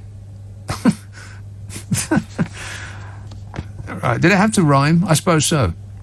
The Me You Can't See. It sounds like a book for children, doesn't it? The Chukey Sussex said he and his wife felt abandoned by his relatives, and this was one of their biggest reasons for leaving for California last year. Yeah, plus the industrial level intrusion into his life from the press. He said, certainly now I will never be bullied into silence. He said, I thought my family would help, but every single ask, request, warning, whatever it is, just got met with total silence, total neglect.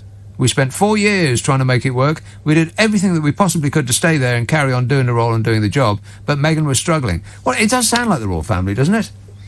I mean, they do have emotion bypass, don't they? I mean, apart from just how ridiculous it all, Your Majesty. I mean, come on, people. What year is it? 2019? Haven't we got past this yet? Your Majesty. It's just so silly, isn't it? And they've got to walk in the room and then bow or curtsy, whatever it is, and then they can't turn their back. They've got to walk out backwards. I mean, it doesn't seem normal, does it? Be honest. He said that feeling of being trapped within the family, there was no option to leave. Eventually, when I made that decision for my family, I was told, you can't do this. And it's like, well, how bad does it have to get before I'm allowed to do this? They just want them... it's as though we're obsessed with time not advancing.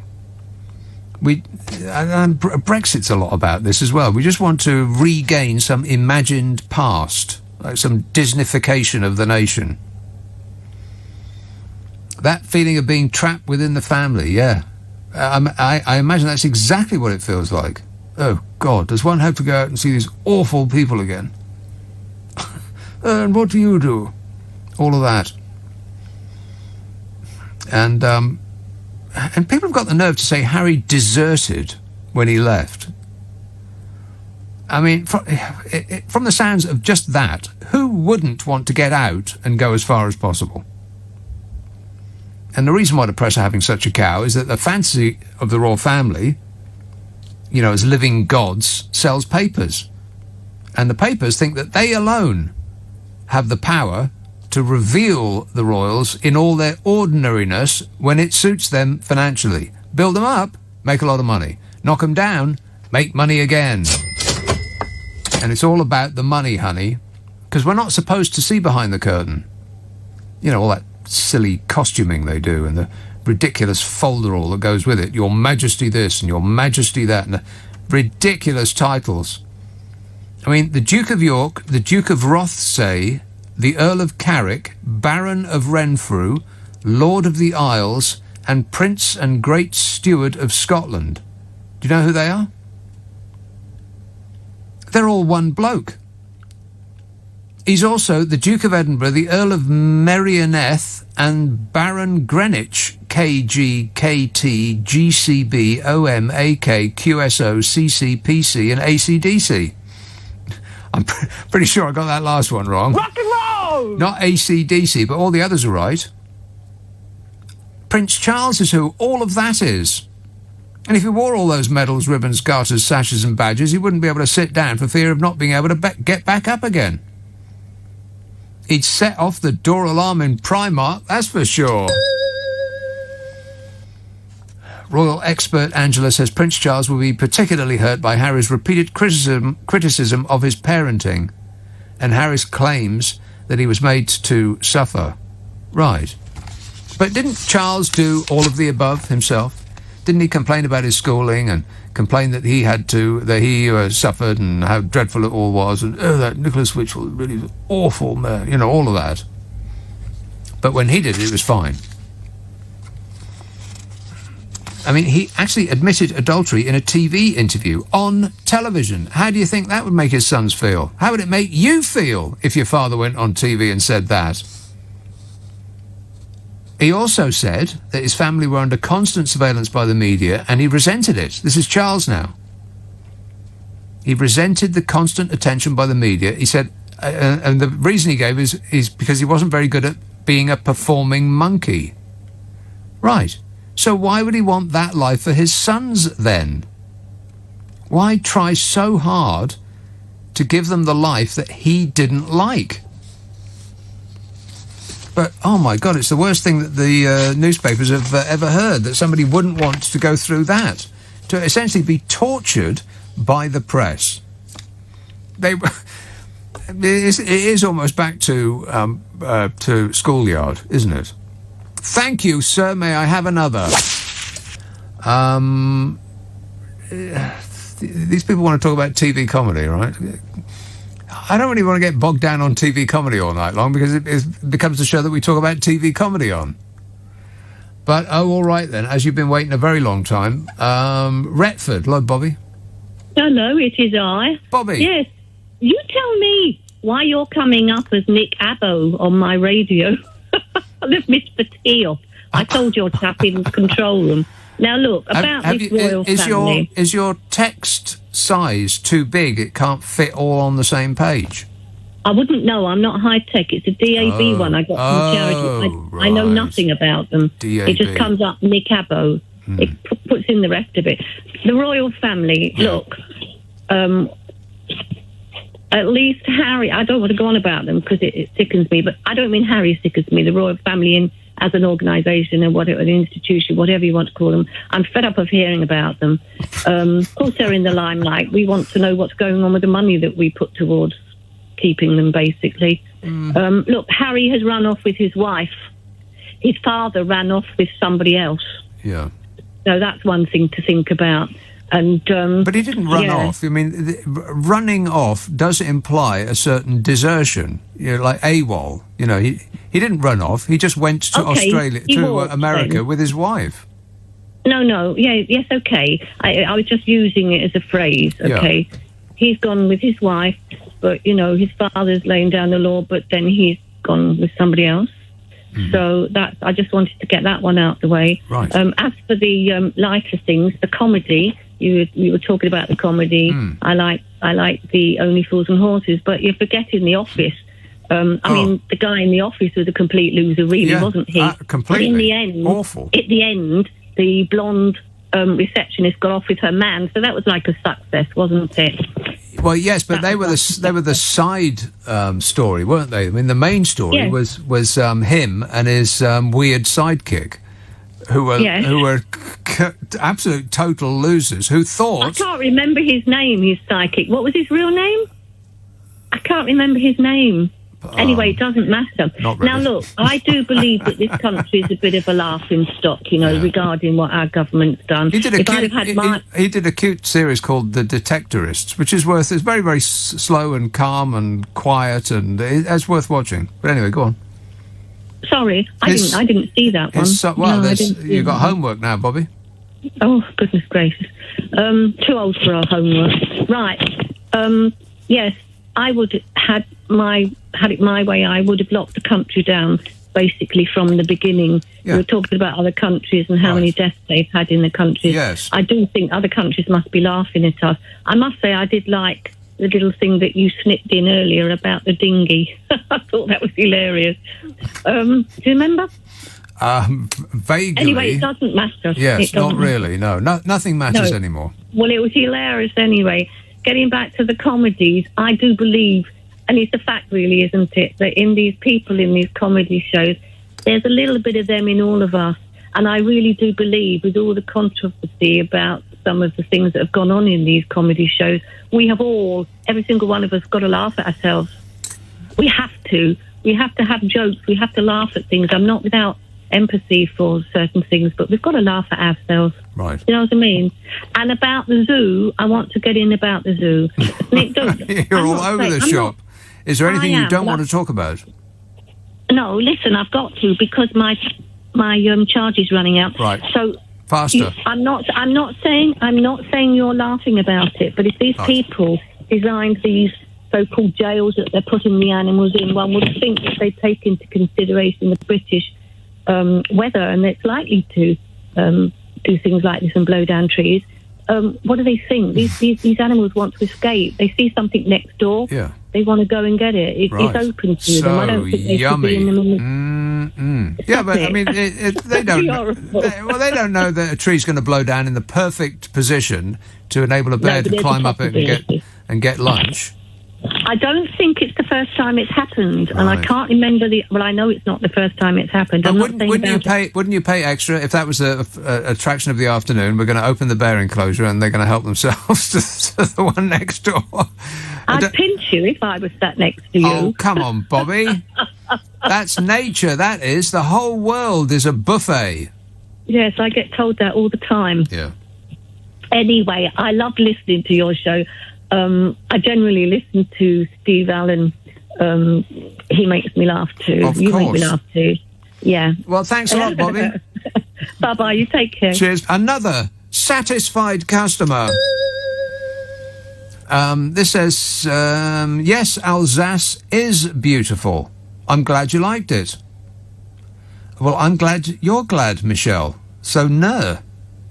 She says, I went to college in a charming town called Wissembourg for a year. It was bliss.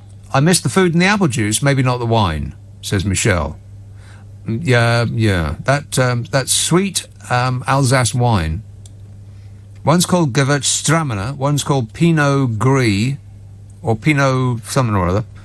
And I can't remember what the other one's called. But anyway, they all come in tall, thin green bottles. Don't drink it. Unless you like that kind of wine, in which case, help yourself.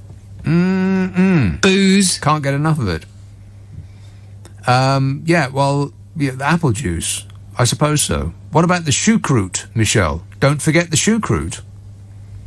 It's pickled cabbage with chunks of mystery meat in it. Disgusting. It is pretty awful, actually. Like a big bowl of mystery meat with cabbage. Not for me. No, thank you. I appreciate it, but no. Thank you. What else we got? Simon in Essex says, everybody is biased. It's what marks our individuality. People only tell people they're biased when they don't agree with their views. It's a shutdown mechanism. Keep up the interesting bias. Of course everyone is biased. It is impossible not to be biased. And that goes for the news too. I mean, you can bend yourself in half trying to be unbiased, but just the selection of the news stories itself implies bias. I mean, there's no end of stories in the world. There's a story happening every millisecond of every day, somewhere in the world, that you could start a news bulletin justifiably with. Some awful thing happens to people all the time, but it's mostly ignored. Unless a lot of people are suffering all at the same time, or a few people are suffering near where you live.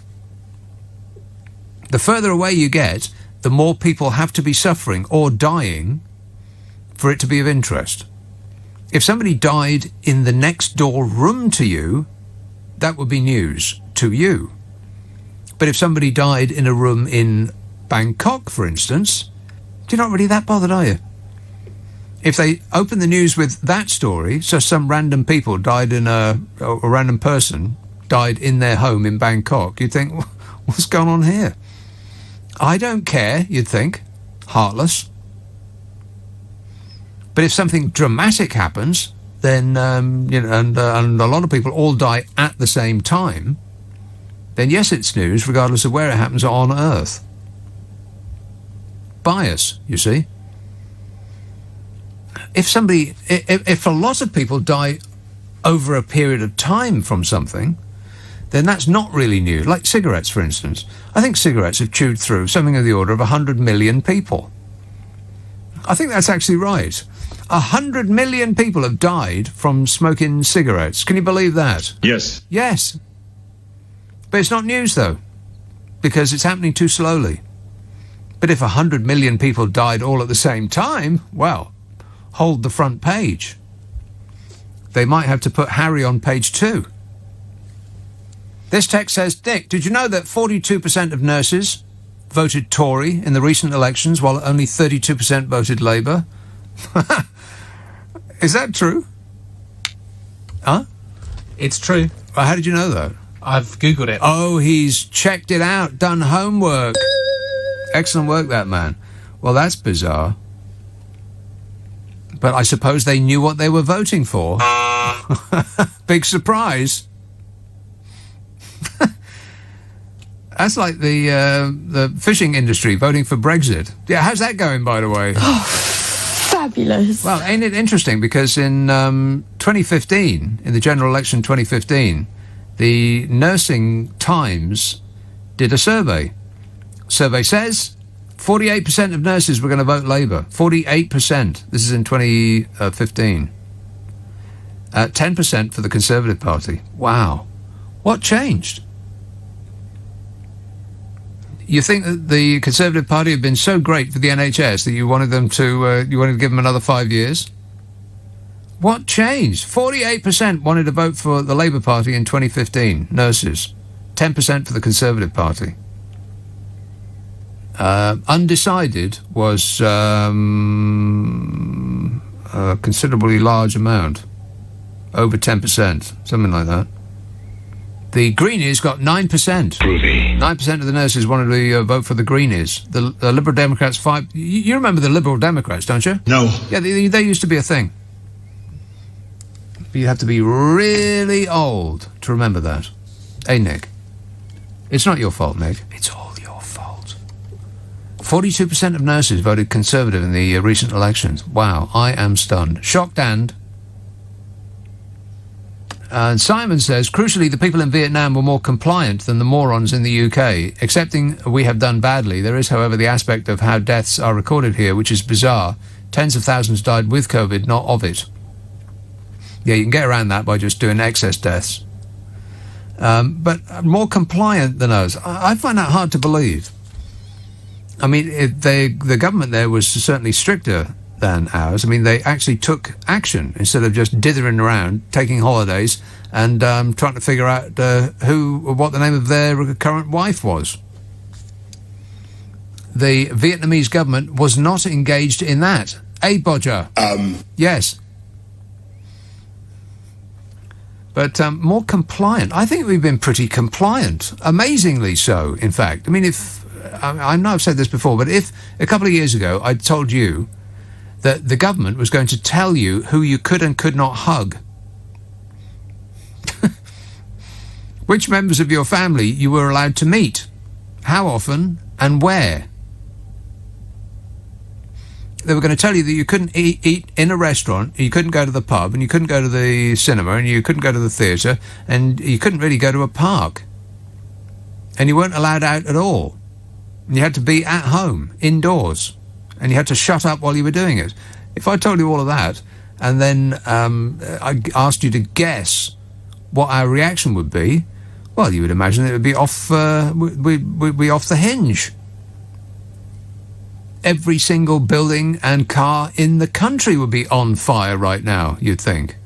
But we didn't. We meekly went inside and only came out when we were specifically instructed to do so. I don't think you could expect us to be much more compliant than we have been. I think the people, have done what we were asked, what was asked of us. We have done very well. The government, on the other hand, not so much.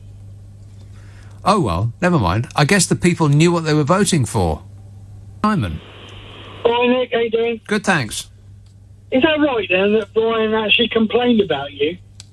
It appears to be the case, yes. My God. I love the fact that you get under his skin. It is hilarious. I think he just calls in for a fight. He likes to, when his blood starts to boil and rush around his system, I would imagine it's the only excitement he has during the day. He's just unbelievable. I've got a couple of things. So, you like The Sopranos, yeah? Yes. Right. I'm watching a box set at the moment, which is The Sopranos, but with black people. It's called Godfather of Harlem. Godfather of Harlem. I've never heard of it. Ah, well, it's just like The Sopranos, Yes. but with a different, Right. ethnicity.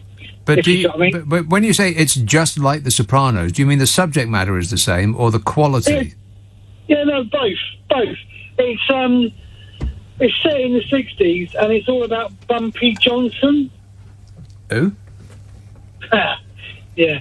Bumpy Johnson was a drug dealer, gangster, Yeah. mob man, and a friend of Malcolm X. Right. What do you think about that, Bumpy? Yeah. Wait a minute. Okay, he's not sure. He doesn't recognise that description. No, well, check it out if you're interested. I know you won't. And what's the name of it? Godfather of Harlem. Godfather of Harlem. Yeah, it stars Forrest Whitaker. Right. So what channel is that on? I don't know. I don't watch normal TV, but I could give you a super duper list of a load of pirate sites if you.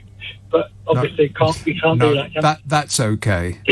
No, you'll find it if you look hard enough. Yeah, sure I will. If only I could remember what the name of it was. What's it called? Godfather of Harlem. See? I know that. Yeah. I know that. Starring Forrest Whitaker. Yeah, of course. Who else? Him with the eye, you know? Yes. A little bit difficult to look at.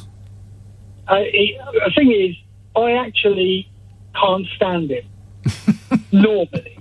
Because every time he plays a part, it's always someone that is a bit wimpy, a bit feeling sorry for themselves. Yeah. And the eye obviously plays a part of that. Right. Because you just look at him and you think, oh, poor man, right? But actually, in this, he is what makes it. He does good gangster. Right, okay.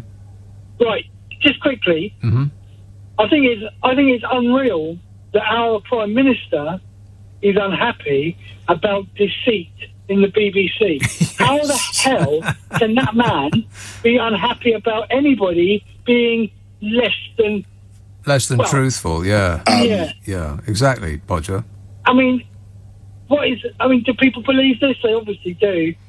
And I look at him now. I know that he's in charge of the country, but let's just strip that away a minute. When I look at him and I think that he is a boss, he is a manager of a team, right? Yeah. Of that whole team, he is the one that I would pick out to be less suited in a management role. Right. You cannot precisely. I couldn't agree more. Name the position of manager that he could occupy outside of running this country. He wouldn't have a chance. No, what firm would employ him to run their company? There isn't one. No, exactly. One last thing, right? With this whole royal family thing, now, I'm not a fan of the monarchy, of all of it, really. Yeah. I do think that, I don't blame Harry. Oh, my word, I don't blame Harry. Who the hell would want to stay in that situation? He's scored himself an amazing woman. She looks fantastic. The guy's won the jackpot there. I'd want to scoop her up and run away with her as well. Yeah, of course. But the one I blame out of all of it is William. Because if William had a spine, he'd speak up for his brother and say, well, first of all, you would wonder why, Harry's gone out and found himself a much better life where he can make choices. You'd think William would be a bit inquisitive as to, oh yeah, what's all this about then? And adopt some of that good stuff. I don't know anything about it, but I would project onto that Wills is thinking, oh, you've escaped. Well, William couldn't he? All he's got to do is just turn around and say no. Too much pressure. If Wills left, that would be the end. That would be it, finished. I think it'll be the end when the Queen goes anyway. Well, the interest in the royal family will dissipate dramatically because there is not a great love about for Charles. Unfortunately, now the Hollywood sparkle and the glamour has gone to Hollywood. We're left with Wills and Watsit, who may be very nice people, but they're just a little bit. They're just a little bit boring. Well, it's not so much that; it's the fact that I was looking at this right now. What is the Queen? Right? What is the Queen? She has no power. Oh, are you kidding me? Well, no power. On the face of it, because it's not her that makes the decisions, is it? It's the government, right? Well, it's interesting that you say that, because anything that affects her and her family in any way, shape and form, particularly financially, she gets to see before it becomes law and changes it if she doesn't like it. Well, yeah, all right, fair enough. But the thing is, it's like she's allowed this Tory government. She's allowed, she's allowed all the death. Allowed? She's allowed Brexit. But but we don't know. But if you had to bet your house on it, who do you think the Queen would vote for? Labour or the Tories? Exactly. It's just amazing. Our propensity for hypocrisy in this country is just off the scale. The press say Harry launched yet another full frontal attack on the royal family, who we are told are privately exasperated and upset about his constant potshots from across the Atlantic, but are unable to respond publicly. Right. Well, the Queen doesn't have to get up on a ladder on Speaker's Corner, but she doesn't have to. The royals have the full might of the establishment to do their answering for them. A whole phalanx of experts and biographers and courtiers and ministers and sources and hem sniffers and cap doffers to do the mudslinging for them. Never comment. Right, they don't have to. Personally, they got an army of people to do that for them. The firm just have their people have a word with the right journalists, and the papers are full of sources said the very next day. Accusing his own family of briefing against them, Harry said before the Oprah interview had aired, because of their headlines and that combined effort of the firm and the media to smear her, I was woken up in the middle of the night to her crying in her pillow because she doesn't want to wake me up because I'm already carrying too much. That's heartbreaking, he said. This is why he left. Who wouldn't? It says the Duke binged on alcohol and drugs. Booze. Hey, has her. Want to score some pot? Binged. Binged on alcohol and drugs. Well, you could say that about any young person.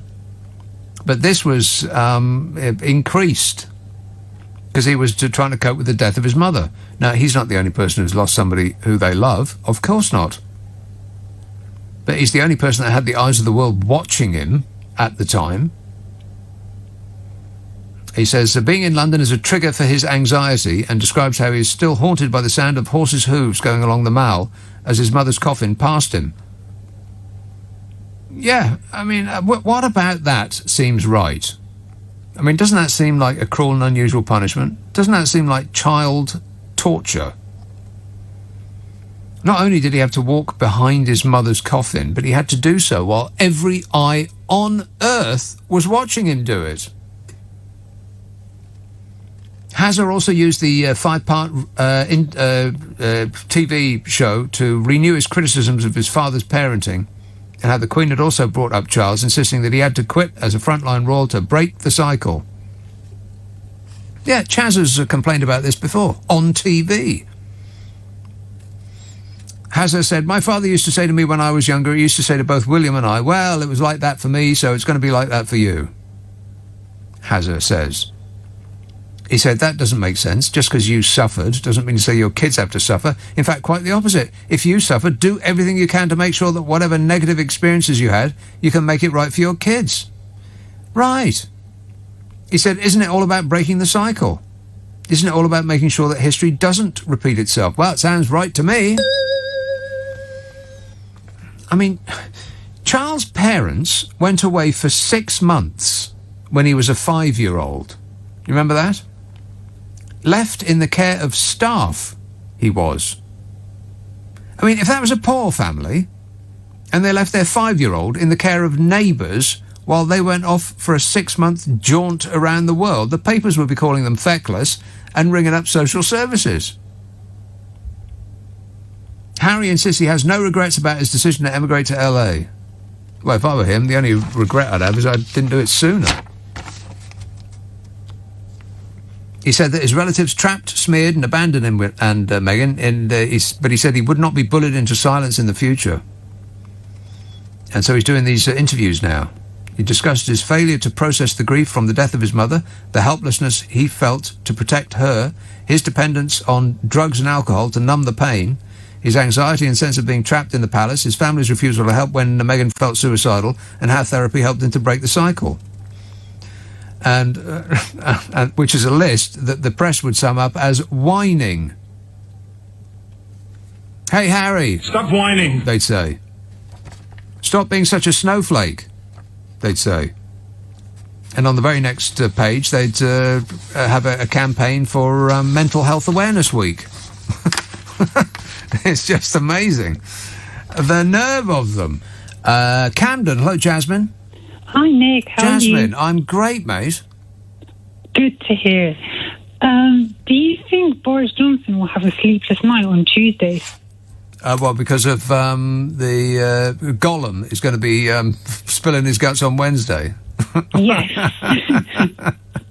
Yes, quite possibly. Do you actually think that Dominic Cummings has got, or not Cummings, sorry, Gollum, has anything relevant, or he's going to spill some form of salacious political gossip, or is he just trying to grab headlines while he can? Are you kidding me? He must be up to his eyeballs in detailed files. Correct. Yeah, I bet he's got detailed files from here to the moon and back.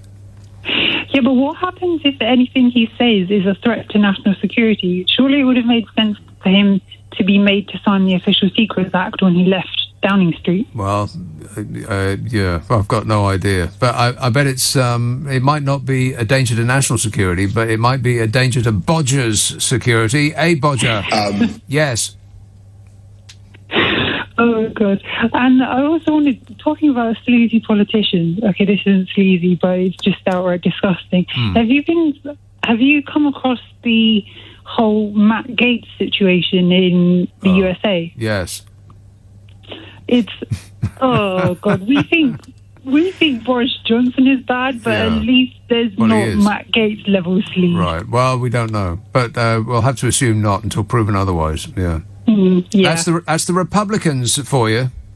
Ain't it, Donny? Don't be rude. Exactly. All right, thanks a lot, Jasmine. Thank you. I want a full report Thursday morning, by the way, on my desk. First thing. Yeah, Dominic Cummings is going to heave his guts up in front of a committee on Wednesday to tell us all about it. He's going to be setting out the facts, Jack. Isn't it exciting? No. A little bit. A teensy-weensy bit. Yes. Do we expect that he's going to say anything that's going to bury Boris Johnson up to his neck in guilt? No. Not really, no. But all eyes are going to be on him, and that's what he likes the best. I wonder if he's going to bring a cardboard box. This text says, if we're talking about dodgy BBC interviews and perception of the royals, how's Prince Andrew doing? Hey, how you doing, Andy? Oh, fabulous. Not that great. Rosie texts, Detectorists, best series ever. Mackenzie Crook wrote and directed it. Best bit, the scene about Kaplunk. Well, I don't remember that. But it's not the best series ever. It's a very calm, quiet, almost peaceful way to spend half an hour. I mean, as far as sitcoms go, it's a lot of sit, not so much com, but it's just gently amusing. Don't expect to laugh out loud, but it's pleasant to be in their company. Quite nice. And it's filmed well, as well. You know, nice pictures of British countryside. You've seen the British countryside, haven't you? It's a delight. East Yorkshire. Hello, Mike. Hi, Nick. Great show as usual. Thanks. I find myself agreeing with you on things like the British public's compliance. It reminds me a bit of the First World War, when the British Army, it was decided, hadn't done too badly, but the conclusion was that it was lions led by donkeys. Right. Which is pretty much where we are at the minute. And you remember that from the First World War? No, I'm saying that at the end of the First World War... The How old are you? Older than you, mate. Right. No, my uncle fought in the First World War, and when he came, and when I was growing up, all he could say was lions led by donkeys, lions led by donkeys. But anyway, one little thing is, have you noticed Trump had got now on to level 3 investigations by the federal authorities over his business activities in New York? Yes. So he's now in county court, Crown Court, and High Court all at once. And still playing golf. What the hell is going on? Exactly. You're going to prison, Donny. And he still managed to get Dick Cheney's daughter defenestrated as well, because she voted against him. Amazing. He has taken over that party. They've become a cult party. They used to be the world's most powerful and well-funded political party. And then some giant orange painted oaf came in from stage left and just took over. Amazing. Absolutely incredible. Yeah.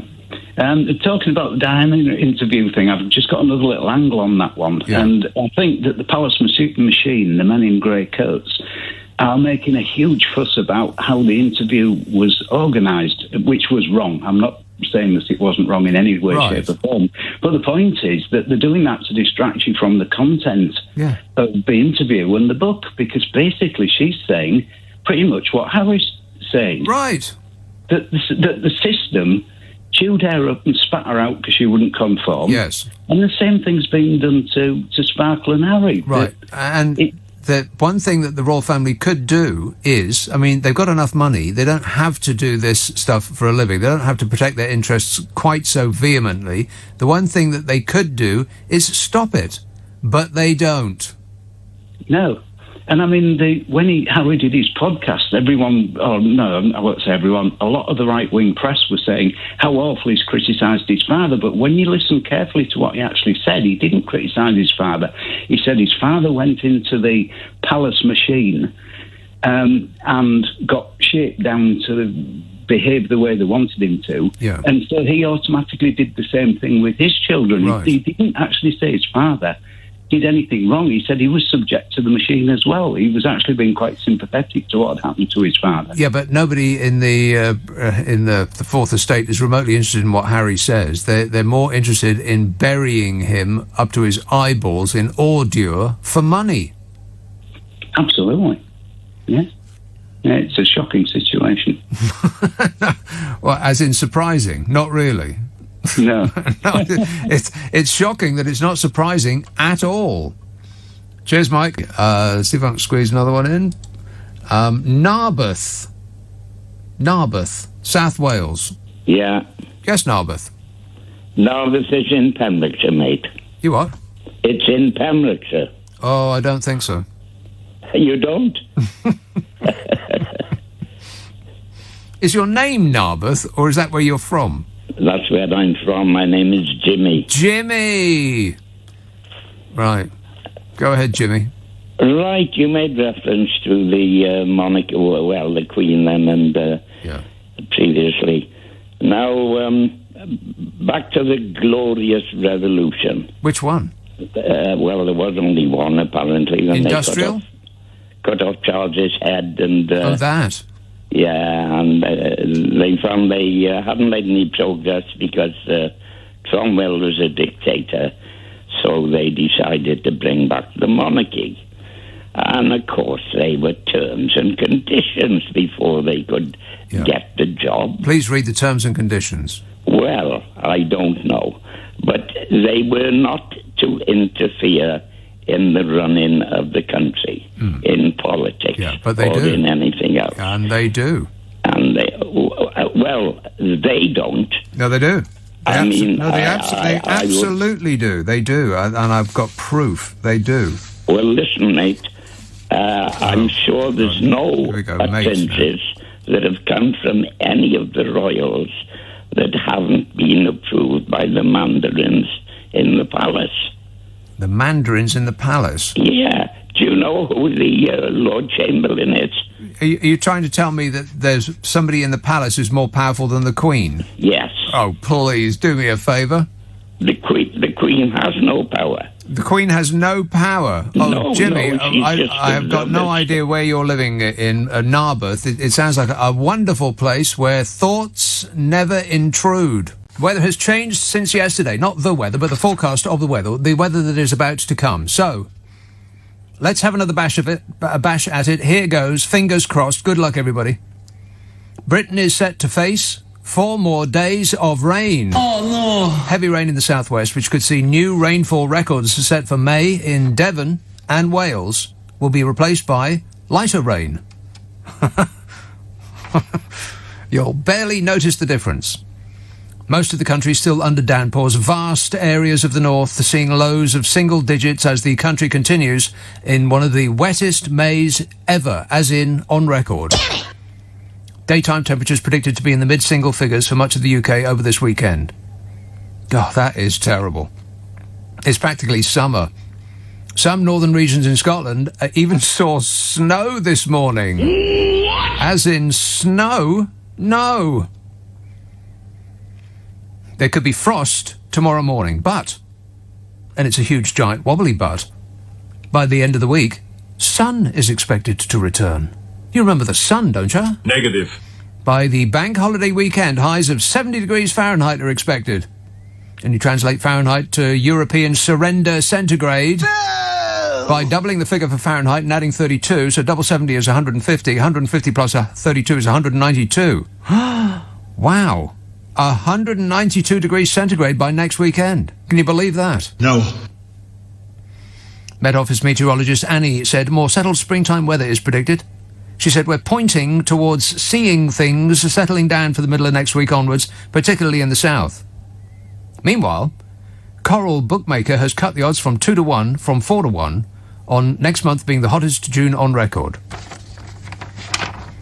Coral is offering 5 to 4 for this summer to be the hottest ever in the UK. And while that is nice, one question does occur to me. What do they know about it? I mean, they do horses, don't they? Coral's John Hill said, we are set for a miserable end to May, but once we get into June, it could be the start of a heat wave. And I don't care whether he knows what he's talking about or not. I'm banking on the hot, hot heat just around the corner. Hallelujah. It's almost here. Mick in Ipswich says, hey, Nick, any tips for tonight's Eurovision Song Contest? No. Yeah, well, actually, I do have a tip. Don't watch it. You're welcome. Kim Jong-un has banned mullet hairstyles. Oh, no. It's pretty rich from a bloke who looks like someone's picked him up and stuck his head in a pencil sharpener. Kim Jong-un has also banned skinny jeans over fears that he wouldn't be able to get his hefty boy thighs into them. No offence. The drear leader, Kim Jong-un, is concerned that decadent Western culture will influence young North Koreans. Mostly, he's concerned it will influence young North Koreans to strap him to one of his ballistic missiles and blast him into space. Or however far one of those People's Republic things can actually go. Probably to the end of the street. Writing about the haircut ban, a state-run newspaper claimed that the country will be ripped down like a damp wall if more is not done to stop the invasion of a capitalistic lifestyle. Mullets and skinny jeans is what they're worried about. Are they expecting an invasion from status quo? Rock and roll! Those who repeatedly flout strict laws on fashion, including a ban on colourfully dyed or spiked-up hair and piercings, will be sent to labour camps under laws put in place by dictator Kim Jong-un in December. And they will rue the day. Well, you know what? I'm with Lil Kim on that. Spiked-up hair and piercings are out. They've been out for 45 years now. And anyone who deliberately goes around looking like a punk needs to take a good, long look at themselves. That number's right, by the way. It is 45 years since 1976. What? Can you believe it? And I can still remember the thrill of going into Hot Licks Records on Coburn Street in Edinburgh. And coming out with Read About Seymour by the Swell Maps. Still got it. Perfect condition. What am I offered? Nothing? How about Germ-Free Adolescence? Green vinyl. Do I hear £10? No. Back in North Korea, where they wouldn't know the desperate bicycles from a hole in the ground, those who don mullets face impossibly harsh consequences, which include, but are not limited to, having to live in North Korea. North Korean newspaper Rodong Sinmun, which is owned by the ruling Workers' Party, wrote on Thursday, "History teaches us a crucial lesson that a country can become vulnerable and eventually collapse like a damp wall, regardless of its economic and defence power, if we do not hold on to our own lifestyle." Lifestyle? Oh my God, they're doing a Brexit. It's a North Crexit. You're not even in the European Union. Oh, give it a rest. Can't stand it. I don't know how she does. Every time she steps out of a carriage, this chirps up. No wonder she wears those big hats. Earmuffs. Painful. North Koreans can apparently choose from between 15 approved hairstyles under the country's laws, all of which make them look like planks. No offence. Right then. Shall we get down to it? Next week will be the culmination of 6 months of bitter private briefing and public feuding between Bodger Johnson and Dom Myopic Cummings. It's going to be a smackdown. On Wednesday, this Wednesday coming, Dominic Cummings is going to give evidence to a joint committee of MPs about the government's handling of the COVID-19 pandemic. Allies say he is intent on using his evidence to destroy Boris Johnson. He's basically going to try and napalm him, one said. It's war. I love the smell of napalm in the morning. On one side, there's a man who does detail for a living, who is focused and deadly and a master of the arts of spin and manipulation, and on the other is a man-child who can't resist any urge, is unable to dress himself, and can't remember the name of the person he's supposed to be married to. Ain't that right, Bodger? I can't comment on that. Cummings, according to friends... friends... I don't know. Does that sound likely? No. Cummings, according to friends, is motivated by two things. Thing one, a desire to put out his version of the events of the past year when Bodger Johnson repeatedly delayed putting the country into lockdown. Was that because you were busy trying to work out who was listed in your phone book as Booby? I'll take that as a yes. Cummings will say that the delays cost thousands of lives, and it won't matter a jot because the COVID dead will rise from their graves and vote for Bodger at the next general election, saying, "Leave him alone, he's doing his best." Dominic Cummings' other driving force is said to be more conventional. He wants revenge, a friend said. He thinks Boris is a clown. What gives him that idea? Yeah. Wait a minute. Clown, you say? He thinks Boris is a clown who's failed to learn the lessons of the first lockdown, and even when we had all of the data and knew what was going to happen, he did nothing, as in zero. He's not going to stop, is Dominic Cummings. He's not going to get bored. You can't reason with him. And he absolutely will not stop, ever. Correct. Weediest looking Terminator of all time, Dominic Cummings. Physically frightening? Not really. Not going to get bored. I don't think he'll stop until Bodger is no longer Prime Minister, said a friend. Go on, sick him, Domo. Johnson is said to be worried. Last month he went on the offensive and took the extraordinary step of publicly accusing Dominic Cummings of being behind a series of damaging leaks, including text messages and details of the refurbishment of his flat above 11 Downing Street. Cummings responded in kind, using a 1,000-word blog. Boring! To accuse the Prime Minister of unethical, foolish and possibly illegal behaviour for allegedly trying to get a Tory donor to fund the refurbishment of the flat. Plus, looks hideous, by the way. I mean, really, eye-searingly awful. If that's what it takes to be an interior designer, I could do that job. Just get a pattern and say, just put this on everything. And by everything, I do mean everything. I want it on the cushions, and I want it on the lampshades, and I want it on the wall and the carpet, and I want it on the sofa, and I want it on the chairs, and I want it on the inside of the cutlery drawer. This week, Cummings published a 29-message thread on Twitter. 29! 29! Oh, my God. Just publish a book. It'll be quicker to read. 29-message thread on Twitter. He alleged that Johnson tried to cancel a Whitehall leak inquiry because the prime suspect was a friend of his current fiancée, Carrie Simmons. And I only say her name in full to jog Bodger's memory. It must be terribly difficult keeping all of those names straight. Hey, Bodge. In those 29 tweets, Dominic Cummings railed against the joke borders policy and threatened to release a crucial historical document about Johnson's handling of the coronavirus. Oh, no. A crucial historical document? He's indicated he's prepared to give to the committee texts, emails and WhatsApp messages from Johnson. And then the MPs will go, and what is an WhatsApp? And he'll say, it's something that's, you use it as an app on your mobile phone, Your Honour. And they'll say, oh, and what is an mobile phone? The Times has been told that the committee will publish any documents or information it receives from Dominic Cummings as long as they are relevant to the handling of COVID-19, which means that I expect we won't hear about any of it. All too hush-hush, don't you know? And the result will be that lessons must be learned and none ever will. Oh, fabulous. His criticism is expected to focus on the delay in implementing the first and the second lockdowns.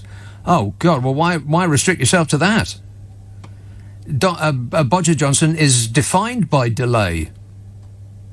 Premature, but not really. Never. To our general knowledge, no. I don't have specific knowledge about it, but I would expect not.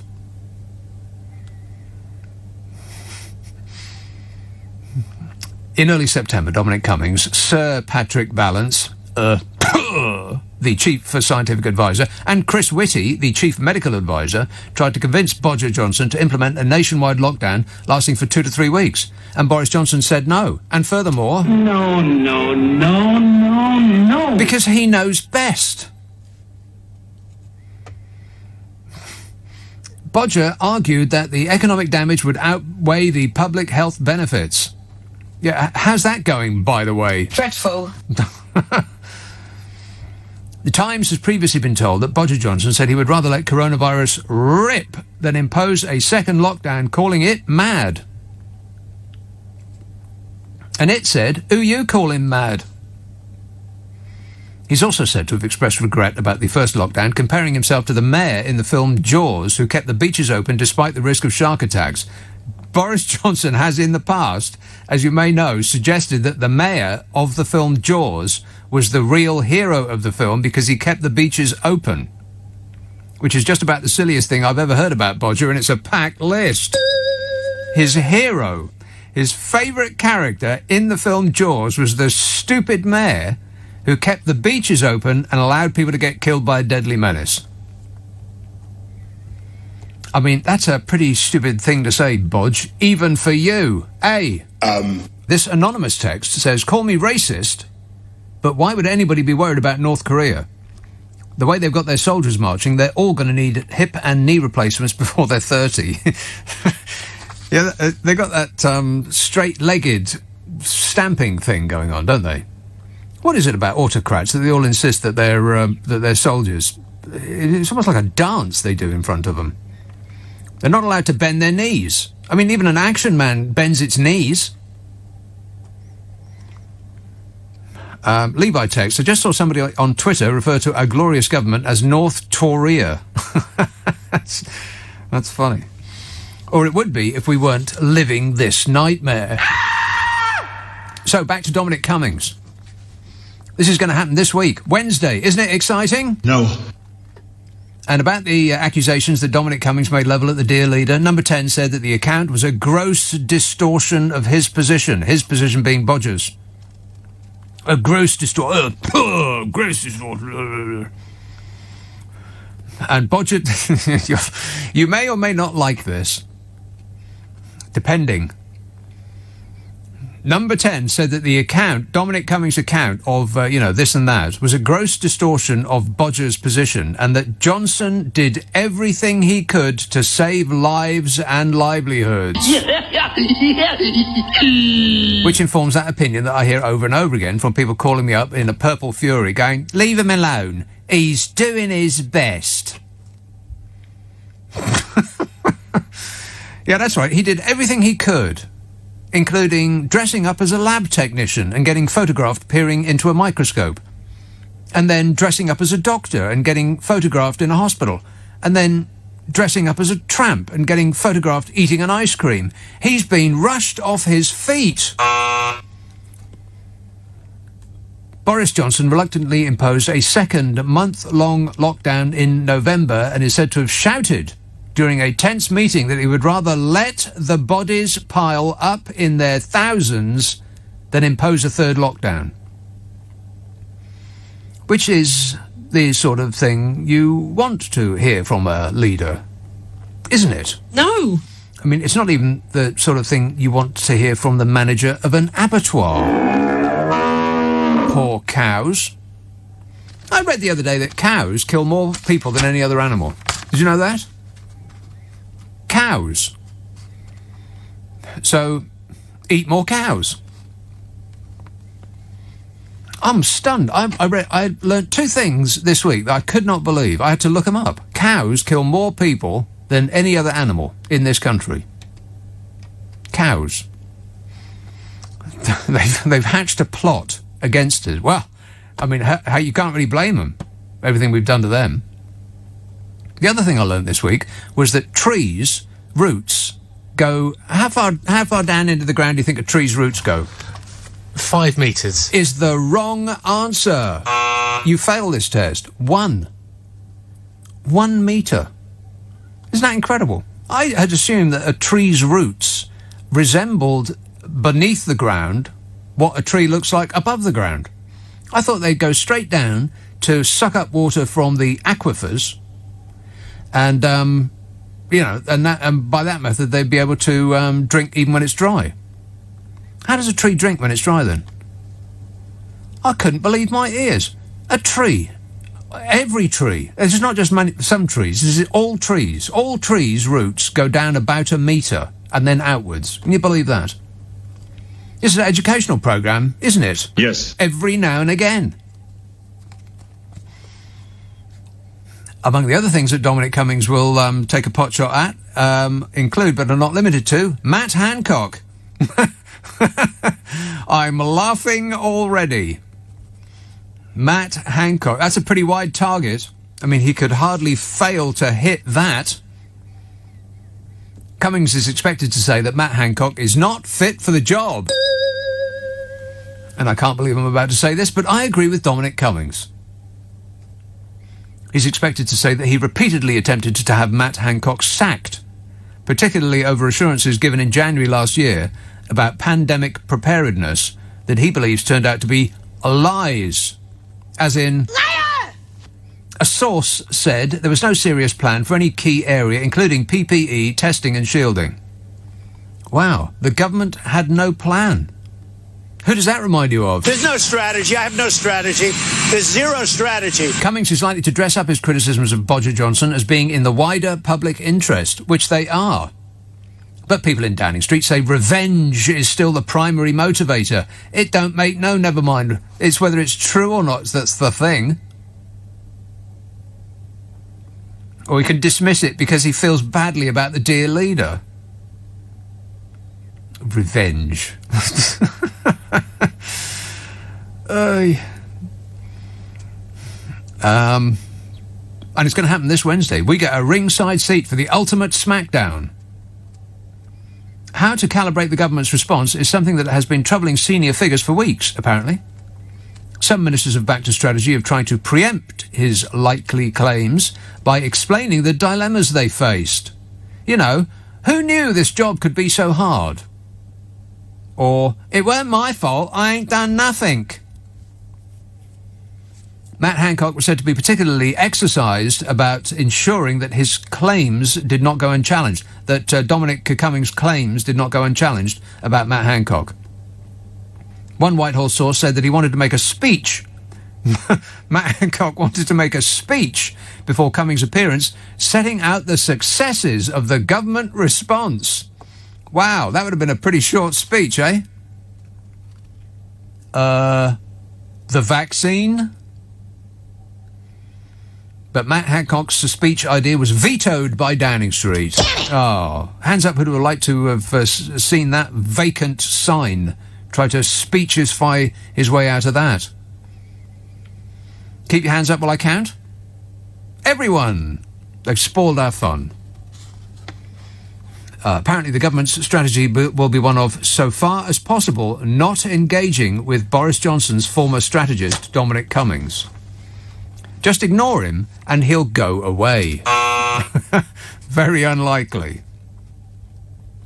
One senior figure said the decision to announce a public inquiry into COVID-19 this month was done to give Downing Street an easy way of batting off any claims that Cummings makes. This is the quote: "The plan is to respond to whatever he says by pointing out that this is something the inquiry will be able to investigate. That's why they announced the inquiry when they did," said a senior Downing Street source. Right. That's the purpose of inquiries. I don't like to say I told you so, but I told you so, I told you so, I told you so. The purpose of an inquiry is not to learn anything, but to allow ministers to hide behind it while it's on. For year after year after year. That's why they take so long. And for year after year they say, well, we can't comment on that because we don't want to prejudice the inquiry. And when it's done, after years and at vast expense, it will just conclude that lessons must be learned. Oh, fabulous. Downing Street is also reassured by the fact that claims believed to originate from myopic Cummings that Bodger Johnson said he was prepared to let the bodies pile up did not appear to have cut through to the public. And that appears to be true. And that, to me, rather underlines the fact that the masses are asses. Polling for the Times suggests that whatever Dominic Cummings says to MPs on Wednesday, it will be treated with deep scepticism by voters. The YouGov survey said that 14%, 14% of voters trust Cummings to tell the truth, compared with 38% who trust the Prime Minister. Now, 38 is a larger number than 14, but 38% of the people in this country trust the Prime Minister to tell the truth is a pretty shockingly low figure, don't you think? I mean, I bet there's people that lie so much their pants are on fire who would get a higher trust rating than that. Meanwhile, the Tories have an 18-point lead over Labour. Like I said, the masses. What a way to run a country, eh? Dreadful. Tina texts, Tina, South Wales. Hi, Nick. I cannot wait for next week. The truth is finally being told. Not about the UFOs, but Mr. Cummings and what he has to say. Even though he fibbed a bit in the Rose Garden, I hope he will tell all truthfully. Yeah, me too. Doesn't matter what somebody has said in the past. It's the veracity of what they're saying in the present that matters. And that UFO thing, I mean, that really does put everything into perspective, doesn't it? Too much bleeping perspective. And it was just as an, oh, by the way, there may be alien beings among us. Meanwhile, I mean, that would be buried on page 38. Meanwhile, on pages 1 through 37, Harry, Meghan. God, when are they going to get off that? I think they're waiting for him to kill himself. I mean, that must be the end game. Or they want to just drag it out and torture him to death. They're making a lot of money, you Make a lot of money when you build them up, and then you make even more money when you tear them down. That is the tabloid way. And really, the tabloid journalists are criticising the BBC for underhand methods to get an exclusive. I mean, I think we can retire the word irony now, because we have just reached its peak. But that UFO thing, I mean, that will be, if it is true, it will be the biggest story in the history of the world. And people are just completely ignoring it because we're too busy concentrating on Harry. About Cruella de Marco, who's taken our little Harry away, our puppy dog. She's a dog stealer, a dog napper.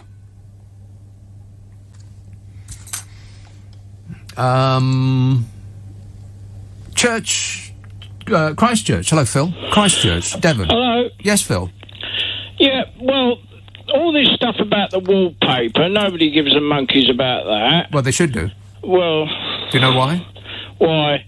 Well, don't you know why? Well, they don't. Nobody cares about wallpaper. It's irrelevant, isn't it? Really, it's not small. Anyway, he paid for it himself, didn't he? Well, eventually, it's not the wallpaper that's the issue. But anyway, you do understand that, though, don't you? Of course you do. You being a bright spark. This Dominic Cummings, he drove 30 miles to test his eyesight. Right. I mean, how ridiculous is that? Very. He should have gone to an optician if he wanted to test his eyesight. I would think so, yeah. But at least we were on the ball getting the vaccines out, thanks to Johnson ordering the vaccines on time. And when you say on the ball, you mean after 130,000 dead people? Yeah. Mm-hmm. Well, no, he ordered them months ago, before they were even invented. You know, at the start of the pandemic. Right. But they had to develop them first, like a naughty, podgy little boy, he burst into the tuck shop and cleaned the shelves and went out with absolutely everything loaded in his arms so nobody else would get any. Is that what you mean? Well, at least we're 60. We've almost got our population immunised now, haven't we? Yeah. Why does it take so long? Which I'm glad I don't live there. Well, I think the feeling is probably mutual, Phil. Yeah. Well, they're a complete. They've made a complete balls up in the EU of the vaccination programme out there, haven't they? Yeah, but they didn't have so many dead people, so I don't know which you think is more important. Well, they'll catch up. So at least we got that positive thought to end with. They'll catch up, of course. He's looking forward to a lot more dead people, as long as they're the right dead people. Thanks a lot, Phil. It's been an inspiration. Another excellent reason not to go to Christchurch, for fear of bumping into you. Europeans are on the phone right now begging you not to go there on holiday. Good Shepherd tweets, can you give your glamorous assistant a poke? No podcast. Well, I absolutely will not give my glamorous assistant a poke. Disgusting. But the podcasts will both go up after this here show. There's a podcast from last night and a podcast of this show that you're listening to right now. This says, I don't think anybody will take any notice of what Cummings has got to say. He is a bitter and twisted bloke who was sacked and been bitter. That's two uses of the word bitter in the same sentence. Never mind, we'll just look over that. Overlook it. We'll look over it. And we'll overlook it. I don't think anybody will take notice of what Cummings has got to say. What an asinine thing to say. The papers have got pages and pages and pages of it. He hasn't even sat down yet. What do you mean? You mean you don't think you will take any notice? Because you're in love with the dear leader. You've joined the cult. There's so many of them. Yeah. Wait a minute. I don't know what it is that fascinates you about him so much. What it is that he has done to get you in his thrall. But you are, people are all in, aren't they? They voted for him once, and it doesn't matter what he'll do. It's like, he is exactly like Trumple Thinskin in that regard. Bodger Johnson has got that same sort of cult, obsessive worship that Donald Trump has got.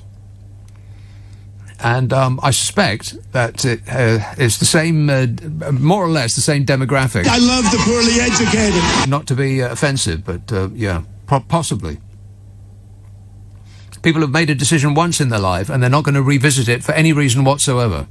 Yeah, that makes sense. Let's have... here's another person, probably in a purple rage, who wants to yell at me about stuff I've said.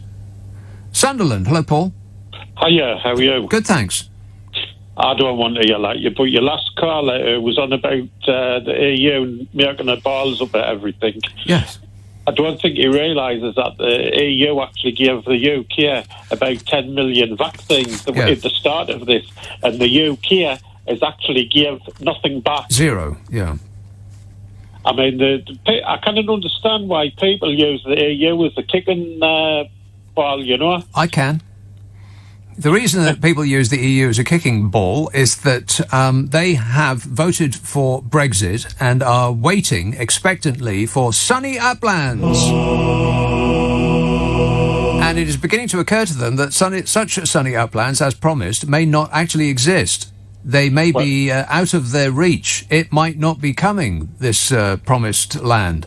And so they're starting to flail around like a threshing machine in a purple fury because who are they going to blame? They can't blame themselves and they can't blame the dear leader, so it must be, I don't know, Ramona's fault. Well, I tell you what, the effect of Brexit hasn't actually hit full force yet, and when it does, the country's going to be in a right steer. I think the entire country has been dipped in aspic. We've been set still. And I still, even though we've opened a little bit, I don't think that the full consequences of what we've just gone through have actually been realised yet. But only when we open fully will we realise how much of our economy is closed. Well, you can bet your bottom dollar that they'll, when the full effect of Brexit hit, they'll try and blame the pandemic, without a doubt. It will be always a convenient excuse for anything negative that happens from this moment on, yeah. I mean, I tell you what gets me as well. I mean, the last general election, I mean, you had the Keir Starmer, and they were all pro-Europe. Now that Starmer's leading the party, I mean, there hasn't been any mention of Brexit. They're not interested in it now. Well, what would be the point of mentioning it now? He's only going to upset the people that would ordinarily vote Labour, who are still desperately clinging on to the hope that Brexit is going to be good for them. And we can't undo it. It's done. Well, it's not going to be good for anybody because... it'll be good for some people. It'll be good for the people that backed it, I betcha. I betcha. The hedge fund billionaires will be making a killing. Well, them are the only ones who will be making a killing because...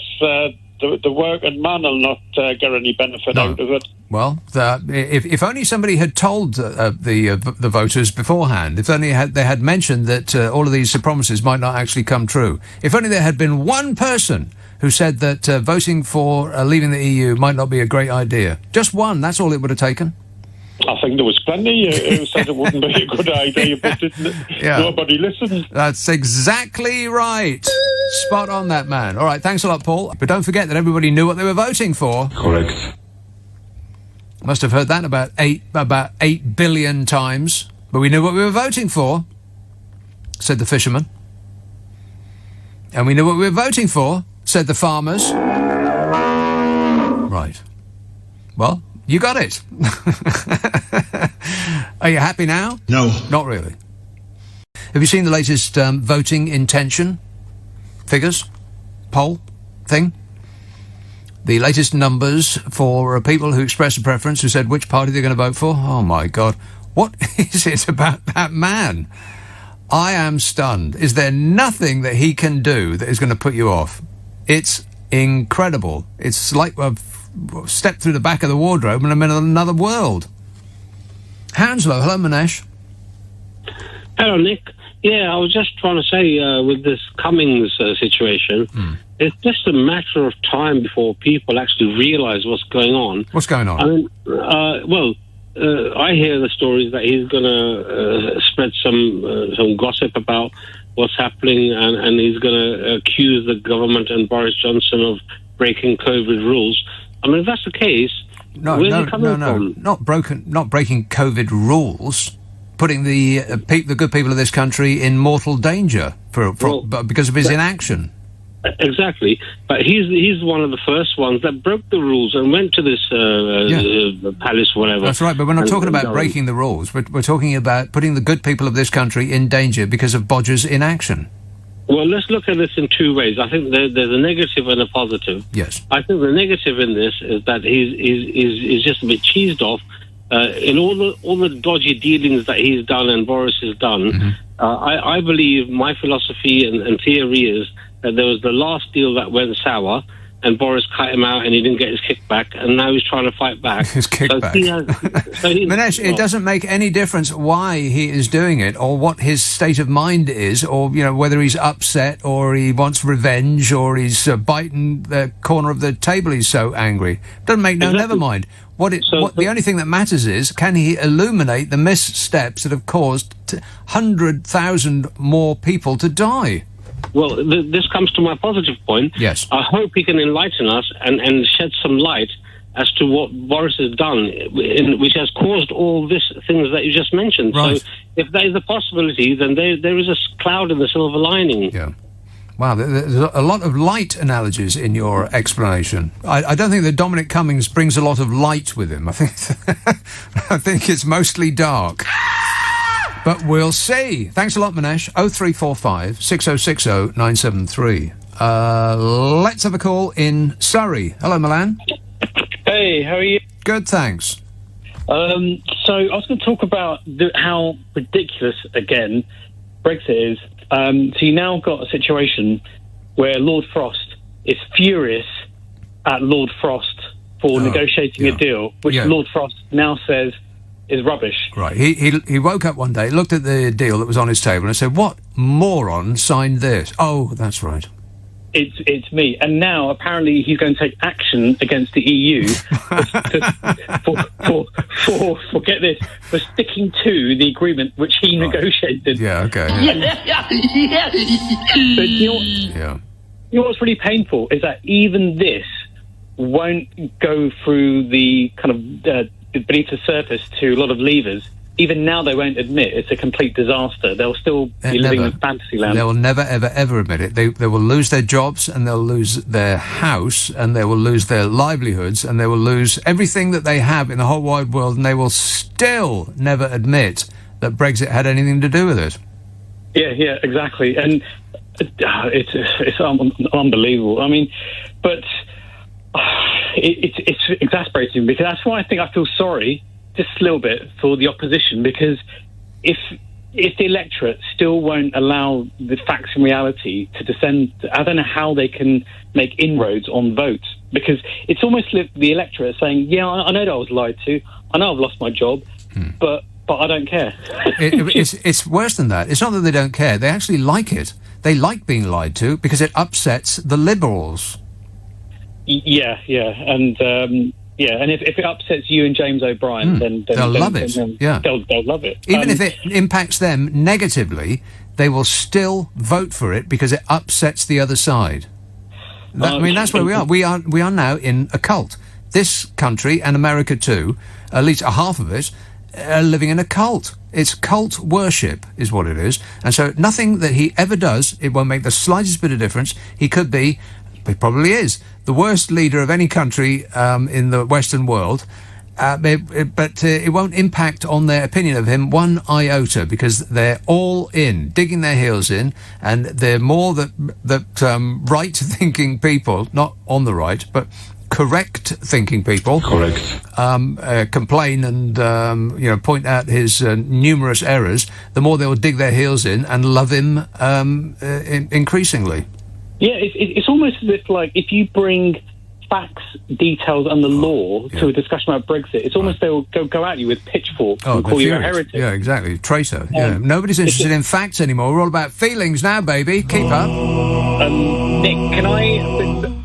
Before I ask you a question, yes. Can I say something that's a bit controversial to you? Oh, my God. He's going to say something controversial now. Sit down, everybody. Oh, no. Grip onto something firm. All right, go ahead. Well, I took advice from you for your homework to me to watch Apocalypse Now. Oh, please don't say anything bad about Apocalypse Now.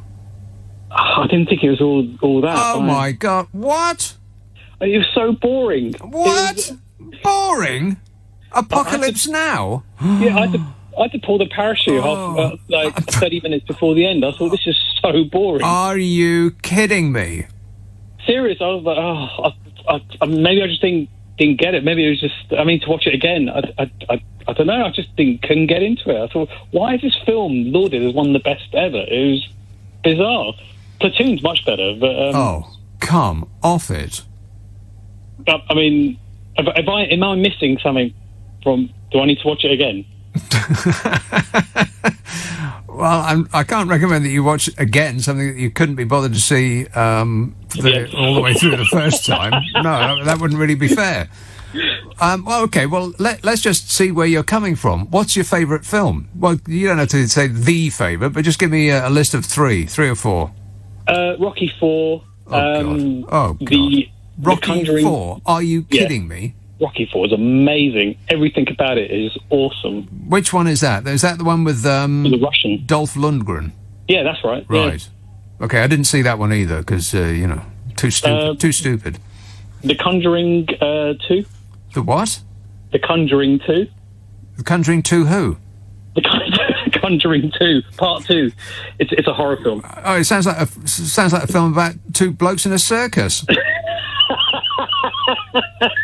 The Conjuring 2. No, The Conjuring 2. And probably, I'd have to say, The Omen, Part 2. Right. Okay, well, I've identified the cause of your dislike of Apocalypse Now. What is that? It's because you've got terrible taste. I mean, really, really awful. Like world-class bad taste. Oh, God. I am stunned. So swiftly moving on. Can I ask you a question before I go? Go on. And the girls and boys can answer at home, I guess. Yeah. Okay, they'll get a Cracker Jack pencil if they get it right, by the way.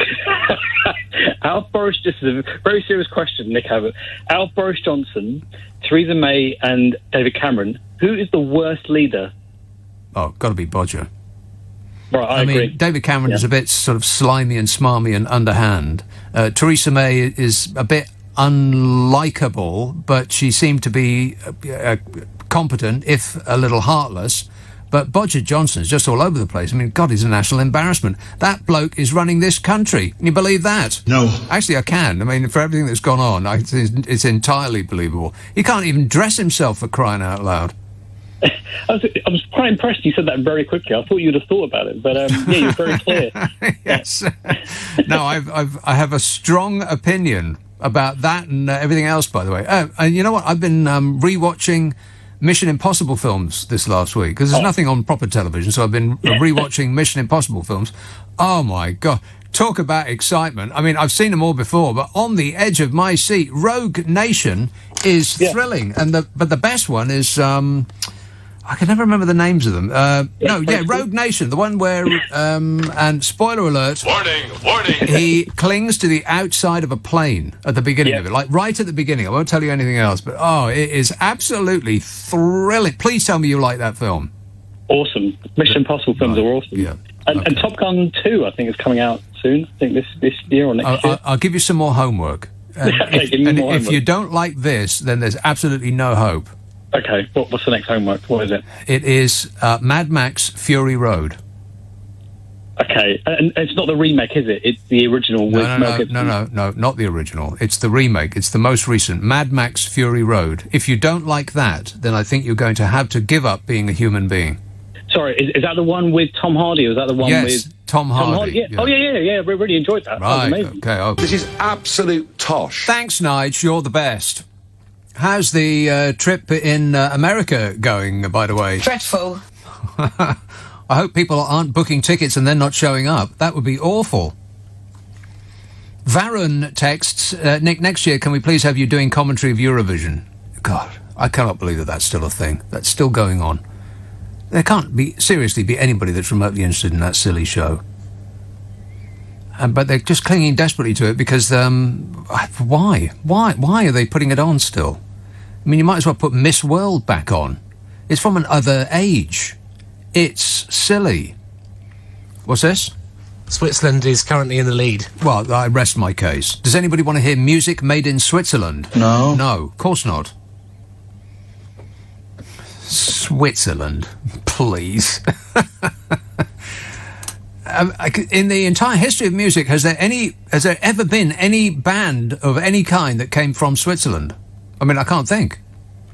A Swiss band. Was Yellow from Switzerland? Maybe yellow. I bet my glamorous assistant wants to look that up straight away. If yellow were Swiss, then that is enough for me. That's all I need to know. Swiss music is excellent. Let's have Bournemouth. Hello, Chris. Oh, hi, Nick. Yeah. They were from Switzerland, actually. Swiss, yeah. Dieter Meyer and don't tell me. Blank. Oh, he told me. Sorry, Nick. I met them once. Yeah, very clever people. I think he's an industrialist. He made sort of like studio equipment and all sorts. Very clever, actually. Yeah. I'm just glad we're not talking about Brexit, Nick. Everybody seems to be talking about that, don't they? I just think, Are they? A lot of people are. Yeah. In Bournemouth? Yeah, I think so. Everybody's complaining about the fish and farming and stuff like that. I know. People are complaining that they may have been led down the garden path. They might have been told a mistruth. Yeah, and if only millions of people hadn't been yelling at them that all of the promises that were being made won't come true. Oh, that's right, they were. Yeah, they were, but they decided to ignore all of them because they know best. Well, the thing is like I'm not really that bothered about it, to be honest. I was quite upset about deindustrialisation and the closure of British manufacturing. I'd get quite upset about that. Yeah. But that's ancient history, though, isn't it? That's Maggie. You know, Margaret Thatcher. Margaret Thatcher did that. Thanks a lot, Maggie. Yeah, so anyway, But what do you do for a living, though, Chris? Not a fisher person, not a farmer. No, I'm not. You don't sell stuff to Europe or the world. You, what do you do? What do I do? I'm a recovering computer programmer, and now I mix cement in a wheelbarrow. Computers and cement, is that a good combination? I tell you what, right? I don't do the computers anymore. I drive you around the bend. Drive you around the bend. But it's just some other topics that people might not have noticed. There's some important rugby matches going on later this year. Rugby. Boring. Yes, please tell me less. And I've got a new sewing machine. Wow, really? A sewing machine? Yeah. Can you do me a patch on my track pants because I've worn through them at the knee? Yeah, I'll do it. What colour? What colour? What fabric? What colour? What size? Right. Size medium. It's hole-wise, it's about the size of a 10p piece, but it gets larger every time I wear them. Okay. But there's nothing wrong with the rest of them, so I don't want to throw them away because, I want to do my bit for the environment. Otherwise, Greta will be furious. Yeah, well, I think that's, honestly, Nick, the thing is that, I've just been patching up all my old clothes and everything else. Make do and mend. Exactly. Make do and mend. And so, because I'm not very skillful...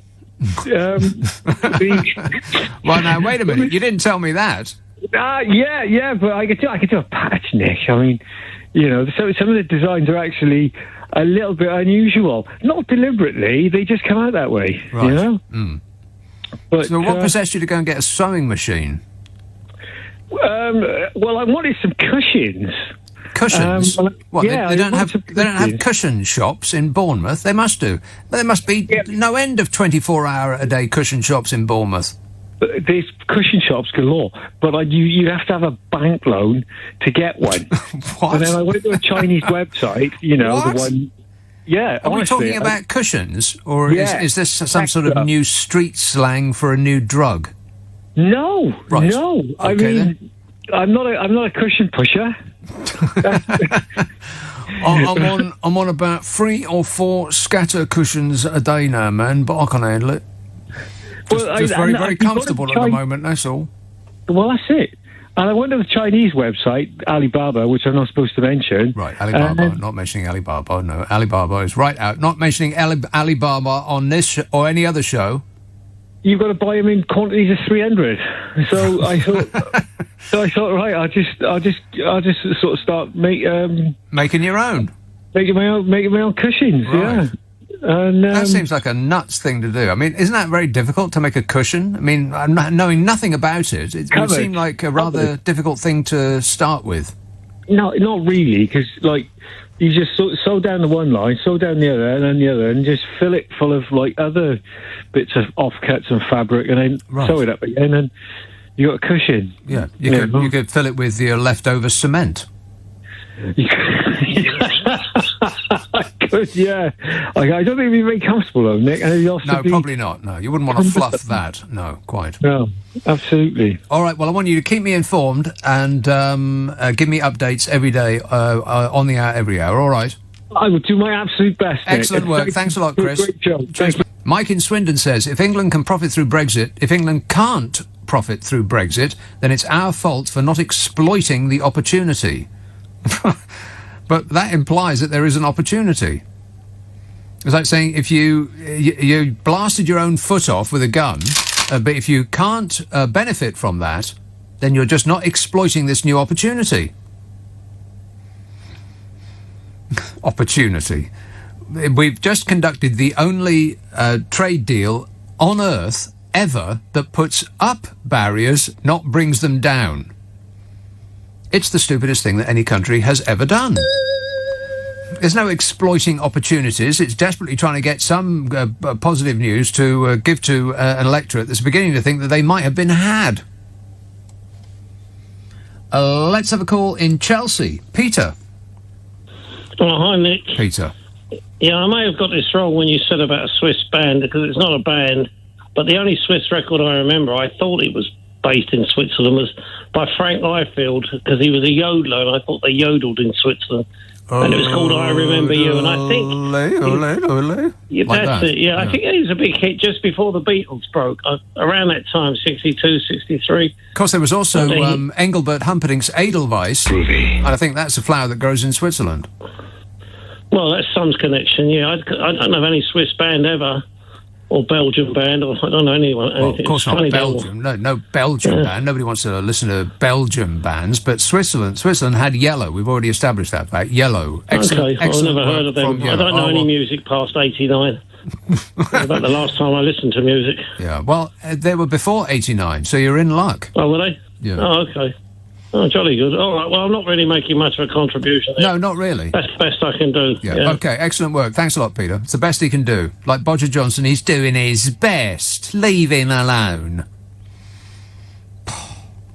Anton texts, what happened to your theory that many EU citizens will be returning home? Well, they have. I now hear, he says, that 5.4 million have applied to stay in Brexit Britain. This is certainly not what I voted for. Anton, you knew what you voted for. Welcome to it. I thought 1 million of them had left already. That's why cafes and restaurants and hotels and such like can't get no staff no more. Because they're desperately asking for people to, help with the opening of their establishments. But they ain't got nobody to, wait the tables and clean the dishes and cook the food. Because all those blooming Europeans have scarpered off home. Dinesh says, do you think that Boris will challenge Dominic in court for breaking employer-employee confidentiality? Surely Boris must have given him a very tight contract on government confidentiality. I don't know. Does Bodger look like somebody who would concentrate on the detail? Yeah. Wait a minute. Not really. He can't dress himself. He says, also, will Dominic finally come clean on his fake eye test visit to the Castle optician? Of course, people who are Boris cult members are going to be concentrating on that and nothing else. Oh, well, he once said something that wasn't entirely true. So we can dismiss everything that he says, as though that's not the case with Boris Johnson. Do me a favour. This says, not many great Swiss bands, but a lot of music recorded in Switzerland, Montreux Mountain Studios, owned by Queen. Rock and roll! Right.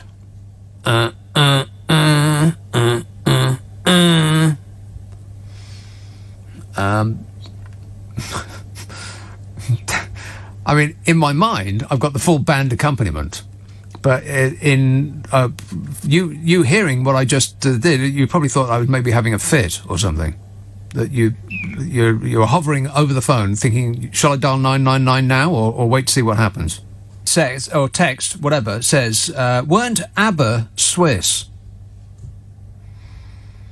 Well, let's think about that for a while, shall we? No, they were not Swiss. They were foreign, if that's what you mean. They were one of those foreign bands. Well, not where they lived, they weren't foreign, but for us they were foreign. Still are. Foreign? It was a country that began with S, if that's any help. Lance texts, Crocus are a great heavy metal band from Switzerland. Their album Headhunter went platinum in the 1980s. I seriously doubt that, Lance. That, by the way, is Crocus with a K, not Crocus with a C, because Crocus with a C goes not k. 2 Ks, as a matter of fact. A heavy metal band from Switzerland. Doesn't that sound interesting? No. Tony texts, I voted Brexit because I thought we'd never have to suffer Eurovision ever again. What have I done? Yeah, thanks a lot, Tony. This information point, glamorous assistant, Eurovision update. France in the lead with 145 points. Britain, 0 points. 0. Not one single point. 0. But for your further information, can I just point out that I am not remotely interested in any further updates from the Eurovision Song Contest. Unless we get a point. Or we don't get a point. 0. Was it terrible? Were we actually really excruciatingly awful? Where do they pick these things from? Beverly, East Yorkshire. Hello, Mike. Hi, Nick. Yeah, a couple of questions for you. Couple of 3 questions. No, only a couple. You remember when Brexit was on, one of the big slogans was take back control. Yeah. Well, how come is it then that Germany have banned us? Anyone from UK going to Germany, but Portugal and Spain are inviting us down there as fast as we can get there. Right, yeah. I mean, how do the two relate? Take back control. I mean, not that I want to litigate this, but what did people think that meant? That they personally were going to get some sort of control? That the leaders of this country were going to use that newfound control to improve their lives any?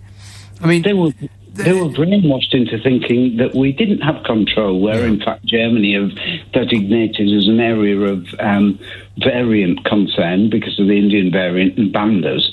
But Spain and Portugal can take us in. So why did they just lie to us and say that we needed to take back control when we already had control? Well, I suspect that the reason that they lied to us about that and all of the rest of the stuff that they lied to us about was that the people who were funding Brexit were the ones that were going to make a ton of money from it.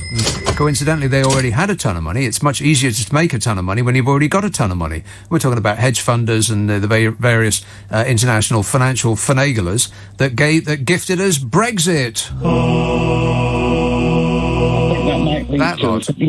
I think that might lead to the second question, which is why have the tabloids today spent dozens of pages contrasting and comparing Will's and Harry's response to mourning their mother? When we've got a COVID thing on the go, they're trying to put Brexit repair trade deals in place with Australia, and they spend Australia, and they're spending half their footage on contrasting and comparing Harry and Will's response to the mother's death. Right. Well, you know the reason for that is because if when they put all these stories up on the internet, they can tell what people click on. And people aren't clicking on any of that other stuff because it's boring dull. What they are clicking on is Hazard and Sparkles and Wills and What's It and how upset the Queen is and doesn't she look lovely in red and just all of this folderol. Yeah, probably so. Yeah. Last little thing, if I can. Well, so I was right. There are 3 questions. Don't expect... No, it's not a question. Don't expect... Because right, we lost you there, Mike. Say it again. Don't expect too much on Wednesday. I'm expecting the world. Cummings is a war gamer, and he isn't going to play all his cards on Wednesday by a long way. Well, it very much depends on whether, if he plays all his cards on Wednesday, he's going to sink the battleship. I mean, you don't want to fire a rifle shot at a battleship and keep your big cannons in reserve. If it's if the target hoves into view, then you want to sink it, get it underneath the waterline straight away. No, you fire a few warning shots and keep the rest in store and wait till it's approaching the election. Right. Oh, okay then. I think Cummings is I mean, if it was a sort of brains contest, Cummings will win the hands down. Well, yeah. I mean, what shockingly, if it's a presenting yourself in a smart manner contest, he would win. He would win hands down, but only against Boris Johnson. Against every other person on earth, he would lose. All right, thanks a lot, Mike. And Lord Frost, by the way, I tweeted a picture of Lord Frost and Bodger Johnson. We're standing next to Ursula von der Leyen and that tall bloke. Can't remember his name. I tweeted a picture of it. It's an old picture, but oh my God, that's so excruciatingly embarrassing. They should burn all copies of that picture. They should take an axe to the part of the internet that picture is contained on. That is an international embarrassment. I mean, no wonder they screwed it up so badly that they signed a deal that they now want to know the name of the person that signed the deal, and it was them. They look like they've just been released from daycare. I mean, the both of them look like they need adult supervision to cross the road. God, embarrassing. I mean, really, really badly. I mean, if you can't dress yourself properly, what hope have you got? I mean, look at me, for instance. Smart? You betcha. Dedicated follower of fashion, me. Isn't that right? Yes. Yes. See? I've got holes in my elbows. See? There, holes. One there and one there. I've got... This jumper is a bit moth-eaten. There's a hole there. The cuffs are frayed. My woolen undershirt is frayed where the cuffs are. And I'm almost breaking through the knees of my track pants. They're so old. But even with all that, I'm still smarter than Boris Johnson and Lord Frost. God,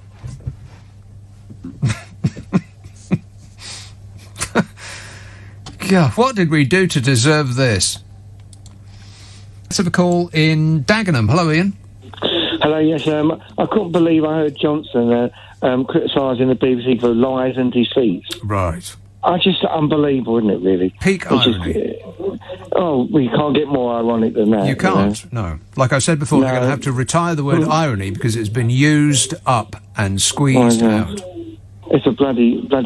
It's a blooming, I think is the word that you were looking for there. Blooming, yeah. Blooming, a damn, yeah. Yeah, a blooming cult, really, and I can't believe people still believe in him. But I suppose there's no opposition, is there, really? That's the problem, isn't it, really? Of course there is. There's no end of opposition. You can vote for the Greenies if you like. Yeah, I agree, yes. I think that's a good idea, actually. Right. Well, so does a large number of people now. They burst through their 4% barrier. Thanks a lot, Ian. I'll give you this now. So there's a new poll about people's voting intention. Do you approve of the government's record to date, they asked. 39% said yes. 39% said no. A tight race. And 21 said, I don't know. They said, no idea. 21% don't know. Crying out loud. Pick one. Do you approve of the government's record to date? 39% said yes, 39% said no. And you know what? That's the first time that approval of the government has not been above disapproval since May of last year. And it's been going down, their approval rate, since last November. It peaked last November, there or thereabouts, and has been going down ever since. The people's opinion of whether they approve of the government or not. Not their opinion of whether they approve of the government or not, but whether they approve of the government or not. One removed. So since last November, people's opinion of the government has deteriorated. So our attitude to the government is worsening and has been pretty steadily getting worse for the past 7 months. But, and it's a huge, giant, wobbling but, as our approval of the performance of this regime has gone down, the number of people who say they will vote for them has gone up. What? Exactly. The latest YouGov Times voting intention figures see the Conservative Party widen their lead over Labour by 18 points, the highest for a year. They've now got 46% of the vote, Labour on 28. And 46% of the vote, by the way, is +1 since the last time that people were asked to express a preference. And Labour down 2.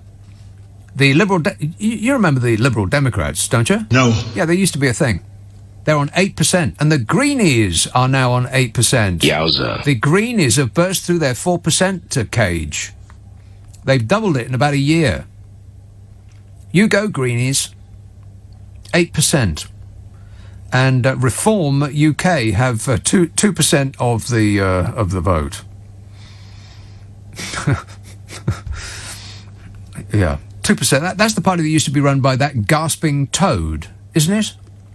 No offence. We are thick, we are stupid. That's what I'm saying. So the approval of the government has been going down all year in a steady slope, and yet the intention to vote for the Conservatives has increased over the same period. Approval's gone down, intention to vote for them has gone up. Since February, the Tories' popularity has gone up while the public's opinion of their performance has gone down. Well, the whole world's gone crazy. Is this real life, or am I hallucinating? And coincidentally, the voting intention matches the opinion of who would make the best Prime Minister. Since February, it's been Bodger on the rise and Starmer falling away. Why? I have no idea. You tell me. I think that the people have decided, though, Your Sirness. Maybe Keir Starmer is the interim candidate, somebody who's not going to frighten the tabloids, won't say anything socialist, like, fund the NHS or open libraries, stuff like that, unelectable socialist stuff.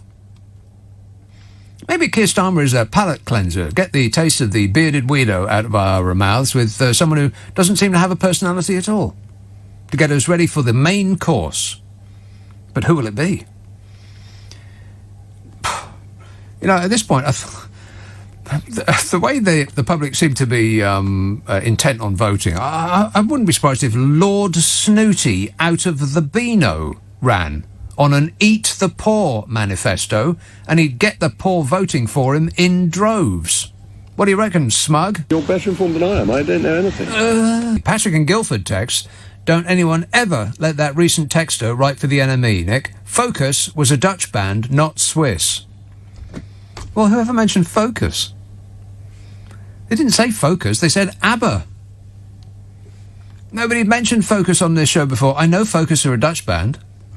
Let's see if I can remember a couple of the names off the top of my head. Thijs van der Leyden. I bet that's one of them. Something like that. And, can't remember. But anyway, Focus live at the Rainbow, one of the greatest albums ever made. I think you'll find that is correct. I said ABBA and you heard Focus. Are you joking with me right now? You want to get your ears syringed, mate? I had my ears syringed like decades ago, and it's absolutely remarkable how much you can hear. I mean, it only lasted for about an hour, but I was hearing like a dog. I kept thinking that somebody was following me down this deserted street because I was hearing the rustling of my own clothes. It was just so bizarre. But that disappears after a while. Does anybody get ringing in the ears since they've been vaccinated? I had the vaccine and I've got this really loud ringing in my ears ever since. Not that I'm complaining or anything. Stop whining. You know me. Thijs van Leer, Pierre van der Linden, Menno Goetjes, Udo Paniekiet. They must be new members. I think Thijs van Leer and Pierre van der Linden must be the originals. I've never heard of Menno Goetjes and Udo Paniekiet. They sound like something on the on the breakfast menu in an Amsterdam hotel. No, thank you. Appreciate it, but no. Thank you. Thanks for the offer. Let's have a call. In, who's been waiting the longest, be totally fair about this. South Norwood. Hello, Philip. Good evening, Nick. Good evening, Philip. I've just heard some news that the Americans have always wanted to have their own version of the Eurovision Song Contest. Doubtful. They've tried to get it up and going, but it says, and what I've just read, that NBC are going to do it next year. It's going to be called the American Song Contest. Oh, God. So I wondered, will it be that all the states will have to find new songs? Right. Or will they have songs connected with their states? They'll all meet in a large hall and shoot it out. I just wonder whether there are songs like, the Black Hills of Dakota for Dakota, Tallahassee Lassie for Florida, and, Blue Ridge Mountains of Virginia? Yes. Yeah, you're right. Yeah, some good ones, isn't there? And my favourite, I Hear a Little Rock Calling for Arkansas. I mean, it's an interesting development, Nick, Not really. Well, I mean, it says on this thing here that the Broadcasting Union, which owned the rights to the Eurovision Song Contest, will be involved. Right. So I wonder whether we could go in for the American version. Well, why not? I mean, Israel are part of the European one, so is Australia. Last time I looked at a map, Australia was a couple of 100 miles away from Europe. It is. I must admit that I stopped watching it all years and years and years ago. I think, was it Sandy Shaw was on and a few other people? Yeah. Sandy Shaw did Boom Bang a Bang or something like that. No, I can't remember. did Puppet on a String. Puppet on a String, which is actually a properly good song. Yes. Like a puppet on a string. Everybody sing. Yes, no? I mean, have you got a favourite, Nick, over the years that, stayed in your head? Well, just so that we can conclude this conversation really quickly, I'll say Puppet on a String by Sandy Shaw. How's that? Anyway, look forward to seeing the American version, Nick. OK, thanks a lot, Phil. What was that you just put up there? Oh, yeah, we've got the results. The results. Oh, right. No, not that. Not yet. Haven't got the results yet. On the edge of your seat, I bet you are. Isn't it exciting? No. Not really. Breaking news, Switzerland win. UK last place. Last place with 0 points. The only country not to score a point. Well, let me ask you this. Was it deserved? Did we deserve not to score a point?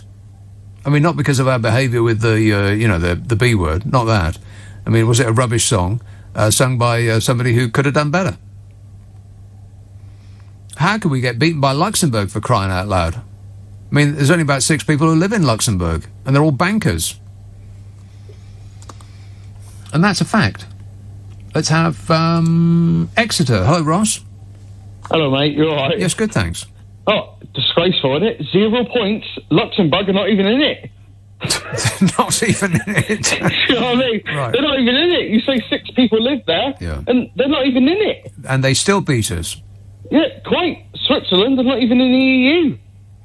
But they're in Europe. Right. Well, they're in Europe. It's got nothing to do with the EU. Well, but yeah, I know what you mean. Yeah. Quite. So does it not show they got...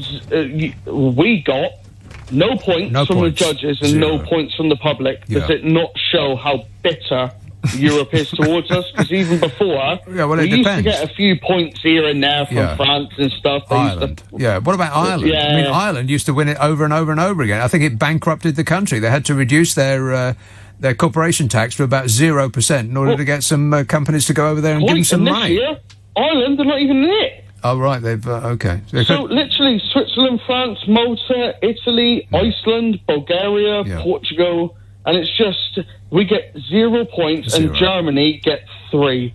And even the Germans stood up for us and started, like the singer from Germany stood up, started booing that we got 0 points. The crowd in Rotterdam were booing. It wasn't a bad song. It was all right. It was something like Hearsay on the X Factor or something like that. Do you know what I mean? No, I don't know what you mean. I've got no idea what it is you're talking about now. It was mediocre. But it was one of them ones where a couple points in the Conservative Club or in the local social club, if it was someone called Patrick from... It would clear the room. Yeah, someone called Patrick from Bristol. Yeah. All the old grannies would be stood up, dancing, singing, lifting up their skirts. Yeah, they'd be running to the exits. It was all right, but we got 0.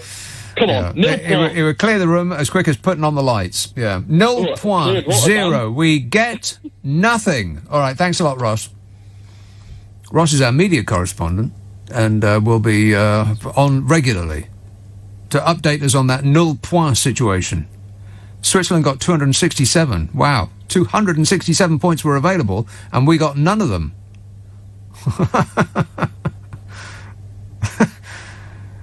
I mean, good grief. Even Albania did better than us.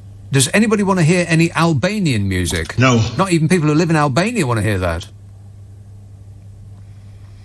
Moldova, 115 points. There's no such place. Azerbaijan, they're making this up. Let's have a call in Doncaster. Hello, Tony. Hello, Nick. You know, you're constantly amazed at the ratings for Johnson and his government.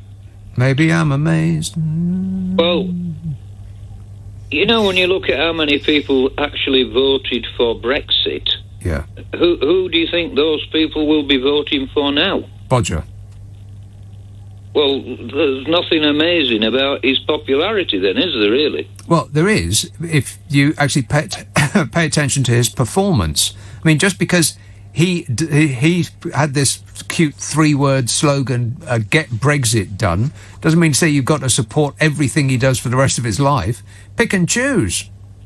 Well, you see, the thing is, he hasn't got Brexit done, has he? No. Because the other half of Brexit done is getting Brexit to be a success. Right. And 1978's Eurovision Song Contest entry was somebody very, very famous and very talented. Cliff. No, don't tell me. Don't tell me. 1978. Yeah.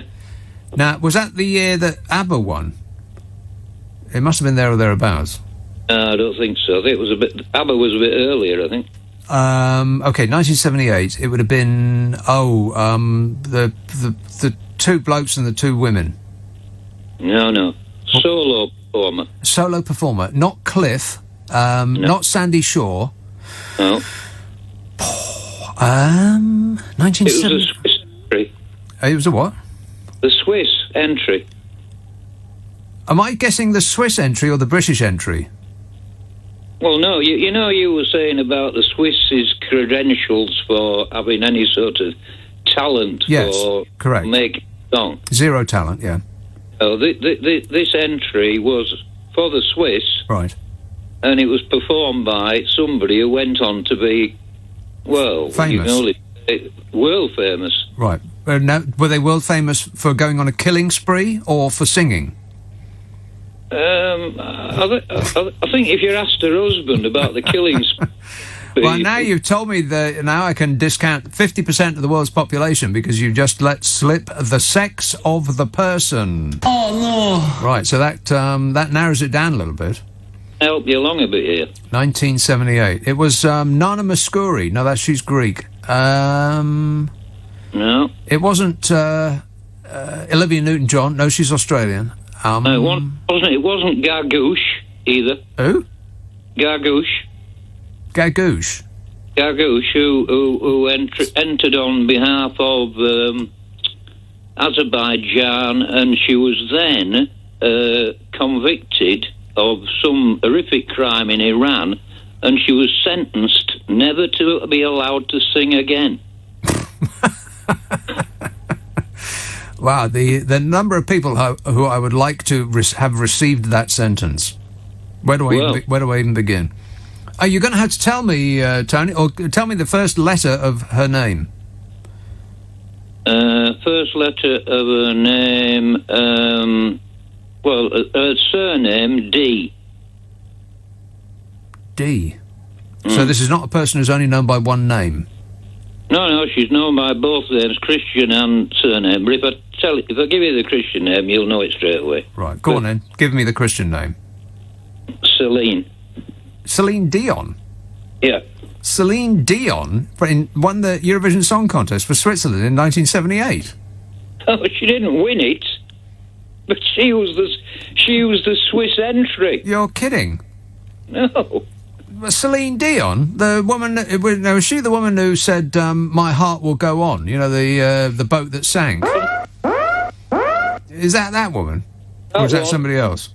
that one who got, she was paid $4 million. Yes. To perform for the bloke who runs one of those small Arab states. Anyway. And it was like it was only $4 million. Right. Okay, then. And she had a long-term contract in Las Vegas. Right. Celine Dion. Oh, right. Yeah, but she was the woman who My Heart Will Go On, isn't that right? What? With the boat that sank. Oh, spoiler alert. Warning. The Titanic movie, the boat sinks in the end. I'm sorry to break the news to you, but I couldn't keep it in. Yeah. All right, well, thanks for the good news, Tony. So, Celine Dion, 1988. How old does that make her? It's like about 106. She's 106 years old. She doesn't look a day over 105, something like that. Dreadful haircut. Looks like Gilbert O'Sullivan. The only person that should look like Gilbert O'Sullivan is Gilbert O'Sullivan. Ringing in the ears, mostly. Ringing in the ears. I've had a really loud ringing in my ears, ever since I had the jab. The second jab, not the first jab. The second jab really laid me out for a couple of days. First jab, I just breezed through it like nothing ever happened. But the second jab was, I felt a little bit, a little bit, meh. And you put them together and it's meh. But you know me, I never complain. Stop whining. The judges' votes have been added. Apparently, Italy are the official winners, and we're still on 0 point. Not 1 point, not 2 points, not 3 or 4 points, 0. Not one single point. Italy have 524 points. Now, wait a minute. What do you mean the judges' votes have been added? I thought this was a fair fight, that the public were deciding on this. Huh? Yeah, I thought so too, but apparently there's judges somewhere. Well, what kind of a fixed thing is that? I mean, the people have their say, and then their superiors say, no, that's not right. We've seen your polling, and we disagree, so we're going to change the result. Ursula von der Leyen is head judge. No, she's not. No, she's not. You're lying. Ursula. We got 0 point. Italy. Well, Italy, a lot of good music's come from Italy. When the moon hits your eye like a big pizza pie, that's... Get Dean Martin on the phone right now and he'll sing it for us. Not answering? Keep trying. So we've managed to figure out what went wrong. Patrick in Guildford said, as you remember, don't anyone ever let that recent texter write for the NME. Focus was a Dutch band, not Swiss. And I thought, I didn't say Focus, I said ABBA. How can you mishear Focus when I said ABBA? But we cleared it up because Lance texts, tell that geezer from Guildford I said Crocus, not Focus. That's right, I'd forgotten about that. Crocus, not Focus, you idiot. And Brian says, Eurovision is payback time for Brexit, so what's new? Payback time. I'm sure most of them are glad to be rid of us. Giant pain in the neck we were. And continue to be. With the whining and the moaning. Whinging and whining and moaning. New Malden. Hello, David. Hello, yes. Can you hear me? Yes, David. Yes, I'll just go back to the Blessed Dominic of Barnard Castle. Ah, yes. Didn't Boris pay him an extra £40,000 or something and boost his pension? Gave him a pay rise. Yes. I wonder whether he thinks that's well spent now. Well, it is, because Dominic Cummings got Boris Johnson where he is today. Well, that's right, but given that he's about to sort of try and apparently napalm him is a word that one of his friends used, yeah. So, but there you are. It's nice to have Boris with his hands on some money, isn't it? I mean, thankfully, Rishi Sunak's in control of the money, or actually, no, Boris is First Lord of the Treasury. Please help us. Oh, dear. Oh, dear. Yeah, we're beyond help, David. That ship sailed and sunk like the Titanic. Oh, there's a spoiler alert again. Winnie says, this show is cracking me up tonight. Sorry about that, Winnie. First the guy who said Europe will soon catch up with us in deaths, and then the man who just said about somebody running a small country in the Middle East. Which I think is borderline offensive, if not leapt over the border of offensiveness. We're in the mire up to our eyeballs now. And I apologise profusely. I am very sorry that I screwed up. This show was like this when I got here. Nothing to do with me. We're going to be hearing about the gruesome details about who did what to whom and why on Wednesday. And I was wondering if Dominic Cummings' little performance is going to be on television, because, you know, as much as all of that stuff is usually excruciatingly dull, I might actually give that give it a watch if it's on TV. If they clear the schedules of all that important daytime programming that they got on TV of, God, absolutely no idea what they put on TV in the middle of the day. People doing up some grotty bedsit. I've got £50 to spend. I'm doing up this flat. That's a television programme on the BBC. I think I'll put the toilet in the kitchen to save time. And we'll get the estate agents over to see if that's a good idea. So they might clear the schedules of all of that old rubbish and put it on. And so I looked up what time the Dominic Cummings was going to be doing his act. 9:30. In the morning. What? So forget it. I'll watch the edited highlights later on in the day, because he did not go on a bit, didn't he? On and on and on. I mean, who writes a 29-tweet thread? Everybody on Earth took one glance at it and thought, too long, didn't read. Come on, Dominic, shorten it down. Edit, man. Get to the good parts straight away. I'll watch the Match of the Day edited highlights later on. I ain't getting up at 9:30 in the morning, not for that. No way. Have I got time to squeeze one of these in? Dagenham. Hello, Pearl. Hiya. Pearl. Oh, Nick, I'm so glad you said about the ringing in your ears. Yeah. Because the first time I've heard anybody say it, it was after me it come on after me second injection. Yes. And the first time, with the first injection, I wasn't overly unwell. I'd say about a couple of hours. I felt a bit heady and that. Yeah. The second one, I was knocked off my feet. Right, me too. Yes, but mine ain't ringing, no, Nick. Are they? Mine's not a ringing in my ears. I'll tell you what it sounds like. Does it sound like me? And don't... You want to turn the radio down? Listen to me, Nick. It's a wonder it ain't. I listen to you every time you're on. Oh. But what it is... Now, don't laugh. I won't. It sounds like a violin playing, but a long way away. Right. That is a bit... Right. Is it very high-pitched violin? No, it's very low. Right. Well, that's weird. I'm so pleased you said it, because when you said about the ringing in your ears, yeah. because I've not said anything to no one in case they think I'm mad, to be honest. That's the reason I haven't said a word until you said what you said this evening. Well, there you go. Educational show, eh? No. Absolutely. Absolutely, yeah. Well, I don't know about you, Nick, but I'm putting it down to the vaccine. Israel won the Eurovision Song Contest in 1978 with a song called Abanibi by Izar Cohen.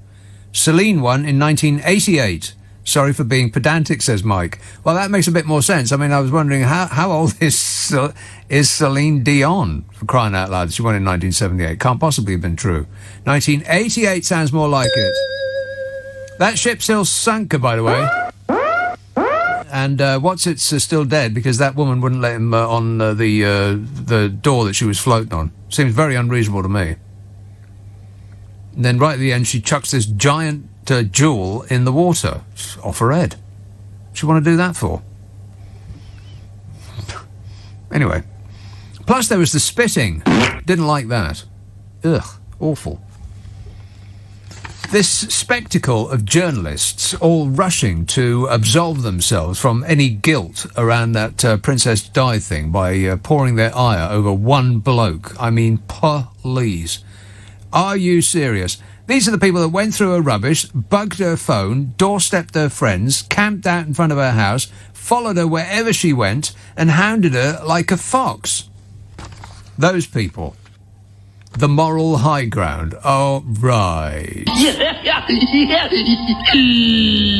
Paul texts EU Vision. Oh, I see. You're doing a me thing. EU Vision. Is that what you mean? Says, I can't believe that the UK got 0 points. It was a decent song, definitely not the worst I heard tonight, says Paul, who has just admitted out loud on national radio that he watched the whole thing. The whole thing! Oh, no! Dreadful, Paul. Like you didn't have anything better to do. So did you see this? Boris Johnson has faced fresh questions as the full story of the secret operation to supply him with £27,000 of luxury food was disclosed. What? 27 grand. Oh, I can only dream of enjoying luxury food. The Daily Mail are doing good work here. They can reveal the extraordinary cloak and dagger operation to send him and his current fiancée, Carrie Simmons, freshly prepared meals and hampers at number 10 without voters finding out. That's you, kids. A secret. Code names were used for the Prime Minister and the wife of a rich Tory donor who organised daily deliveries at the number 10 back door. The food was smuggled in after being dropped off by a butler on a bike. A butler on a bike. Oh, fabulous. For more than a year, apparently, a butler on a bike delivered in secret exquisite organic food costing more than the average salary of a nurse for Bodger to eat. And by the looks of him, he ate a lot of it. It's that sort of down-to-earth detail that makes the good, hard-working, salt-of-the-earth people of this country feel that the man born into great privilege, who had his whole life handed to him on a plate, and who thinks that earning over £250,000 for dashing off a column for a newspaper is chicken feed. All of that makes the good people of this country think that he is one of them, invested in their struggles, truly a man of the people. Well, the whole world's gone crazy. And that 270 grand, by the way, that he earned for that column, that was something that he did as a second job, earning 270 grand for dashing off a column a week. His first job, meanwhile, was paying 140,000 when he was supposed to be representing London as mayor. According to documents seen by the Mail, at least some of the food packages were paid for by the wife of a Tory donor, which would appear to be at odds with Johnson's claim earlier this year that he paid for all his food at number 10. And if that wasn't true, it would not be at odds with anything else Bodger is famous for saying. Seriously, is anything he says true? Johnson is already facing inquiries into his controversial holiday in Mustique, and who paid for that? And his Downing Fleet strap makeover, and who paid for that? Seriously, does he pay for anything? Questions have been raised over whether his personal trainer and the nanny for Wilfred, his son with Carrie Simmons, have been funded by Tory donors. What? I'm stunned. He should wear a sponsor's shirt like they do in football. At least then we'll know who he represents. Someone is paying for one of his children. Can that be true? I mean, if he was anyone else, the papers would be writing him up as a feckless father, and Jeremy Kyle would be on the phone wanting to book him for his new show. This week, meet the man who doesn't know how many children he has, who cheated on his first wife and cheated on his second wife and cheated on his soon-to-be wife and thinks he shouldn't have to pay for anything. Bring him out! No! He's the bloke that's running this country. Can you believe that? The food and drink were provided by the elite Dalesford Organic Farm Shops, owned by Lady Bamford, and delivered from last May to February this year. She's married to the owner of the JCB construction giant, Lord Bamford. And his companies are given £10 million to the Conservatives. And by sheer coincidence, it was the JCB factory that Bodger was allowed into the cab of a digger and burst through some styrofoam bricks. Do you remember? Reveal that legend, Get Brexit Done. Yeah, how's that going, by the way? Oh, fabulous. Is it done, yes? One of those meaningless three-word phrases that he and Trumple Thinskin are famous for. I'm building a wall, okay? I'm building a wall. I'm building a wall. Okay, I'm building a wall. And it was in front of a yellow JCB digger that he brayed on about the custard colossus and posed with a thumbs up on one of their machines and did about as much as you can to promote a business without starring in an ad campaign. And the top Tory donor of JCB is married to the woman who owns a top person's food emporium, Dalesford Organics. And that's what Bodger has been eating a lot of. Don't be rude. The leaked documents reveal that the Prime Minister received 270,000, a slightly smaller amount, but still a staggering amount. The PM received £27,000 worth of organic food and drink, including wine. Booze. 27 grand in about a year. How can you spend that much on food that you cook that is not served in a restaurant? £27,000? It was apparently supplied at cost price, which is about 1/3 off, reducing the bill to only £18,900. Some of the items were marked as charged to LB's account, which the Mail says is code for Lady Bamford. And they referred to Bodger as Alex, because they didn't want to put his actual name on, because, it's a secret. Didn't want us to know, apparently. Alex, his first name Alexander. They were going to use the Pfeffel, but they didn't know how to pronounce it or spell it. Staff were apparently used to use plain white paper bags for the meal deliveries, not ones with the Dalesford logo for, quotes, discretion. And nothing says openness and nothing to hide than secret deliveries to unknown names in plain wrapping by the back door. Nothing to see here. Please move along. The Mail reported in March had the deliveries, including breakfast, lunch and dinner. God, he can't even make his own breakfast. Breakfast, lunch and dinner were delivered, smuggled in, says the Mail, to Downing Street. At the time, Bodger Johnson denied the Bamfords paid for his food deliveries. A Downing Street spokesman said the costs of the food for personal consumption are met by the Prime Minister. The Mail estimated that it was worth approximately $12,500 then, and says that they can now reveal it was worth well over double that amount. I am stunned. How can you eat that much food? You'd have to crane him out eventually. Johnson, like all MPs, must declare any donation or gift worth more than £500 in the Commons Register of Interests within 1 month of receipt. If gifts or services are supplied below cost price, the full market value must be declared. You'll be stunned to know there is no reference to Dalesford deliveries in his current entry. Isn't that a total surprise? No. The leaked emails revealed that the meals were part of a wider fitness programme. A fitness regime, yet, including the Prime Minister's personal trainer, Harry Jameson, who is, quotes, a wellness business consultant.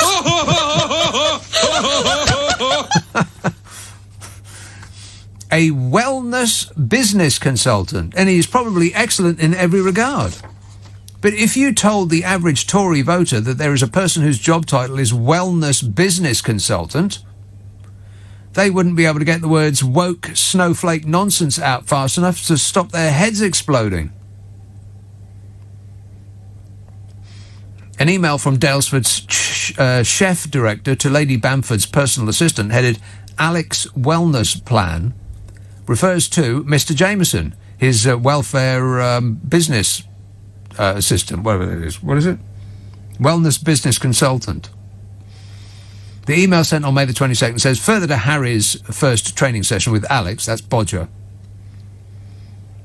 Further to the first training session on Wednesday, please find the following 7-day cafe menu adhering to Alex's condition. Condition? What's his condition? Oh, yeah, that's right. Plus, he has an inability to do anything right, can't dress himself, is a serial philanderer, won't pay for anything. Not sure how a pot of organic hummus is going to fix that, but, what do I know? A second email from the chef director to Lady Bamford's PA gives instructions on how the food is to be collected at 11 o'clock in the morning each day from Dalesford's Brompton Cross shop in London, 2 miles from Downing Street. The sensitive task of delivering the meals was given to Lady Bamford's personal butler, Paul Mitchell, to ensure maximum secrecy. A personal butler has been biking over 27 grand's worth of top-class food to an old Etonian with gold wallpaper on his walls. What about that does not say man of the people? Yeah. Wait a minute. A second email sent on May the 28th, headed Alex Daily Food Delivery, says, daily collection from Dalesford Brompton Cross at 11 a.m. by Paul. Food will be parcelled in plain white paper bags rather than Dalesford branded for discretion. Is it still discreet? No. Not really. Memos refer to charging attached costs for Alex's food from Brompton Cross to LB. That's Lady Bamford's account. Other memos indicate that the food is to be charged at cost price, 30% lower than for usual customers. One Dalesford document estimates that the weekly cost of 3 meals are £840. What? You are kidding me. A weekly cost of 3 meals. To a man who's trying to lose weight, by the way. Remember that. I mean, there's not gargantuan feasts. £840. Who spends £840 on food that's not served in a restaurant per week? And if all of that's true, then Bodger should have declared that to the authorities, as all ministers must. Over the 8-month period, Johnson and his current fiancée received breakfast, lunch and dinner deliveries on 125 days and lunch only on some other days. The meals would cost a full-paying customer about £21,000, including the food and deliveries. On top of that, there's more. On top of that, Bodger is thought to have received 30 hampers. At full price, they're about £200 each, a total of £6,000, making £27,000 in all.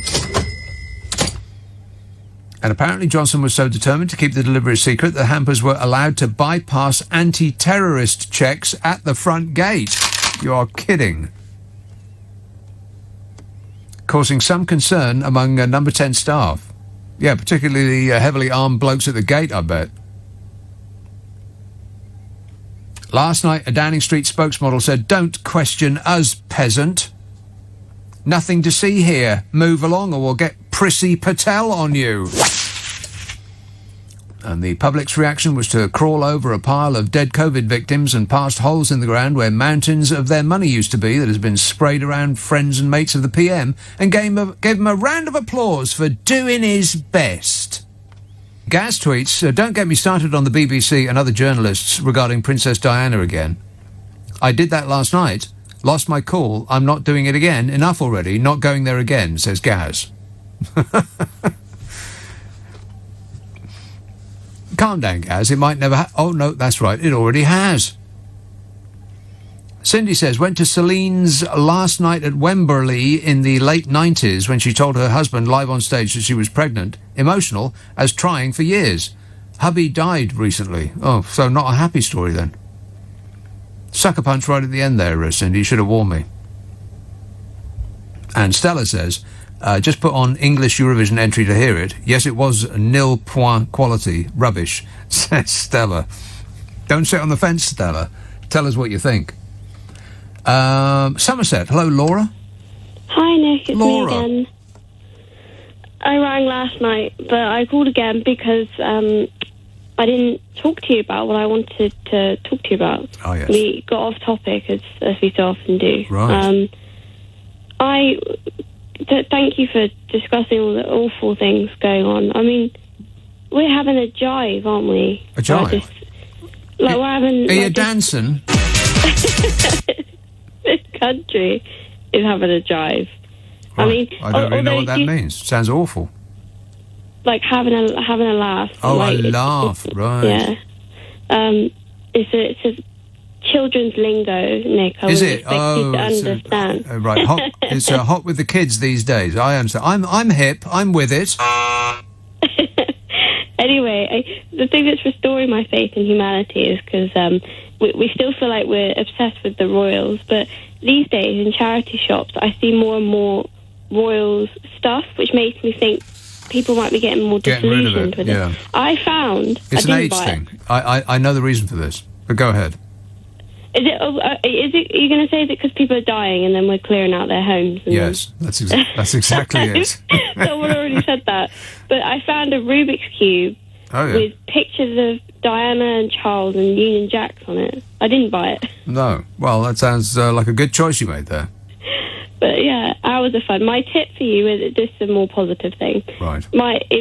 I'm one of Greta's greenies. I don't have purple hair, but I am... for the environment. You're a greenie. Yowza. Yeah. Yeah.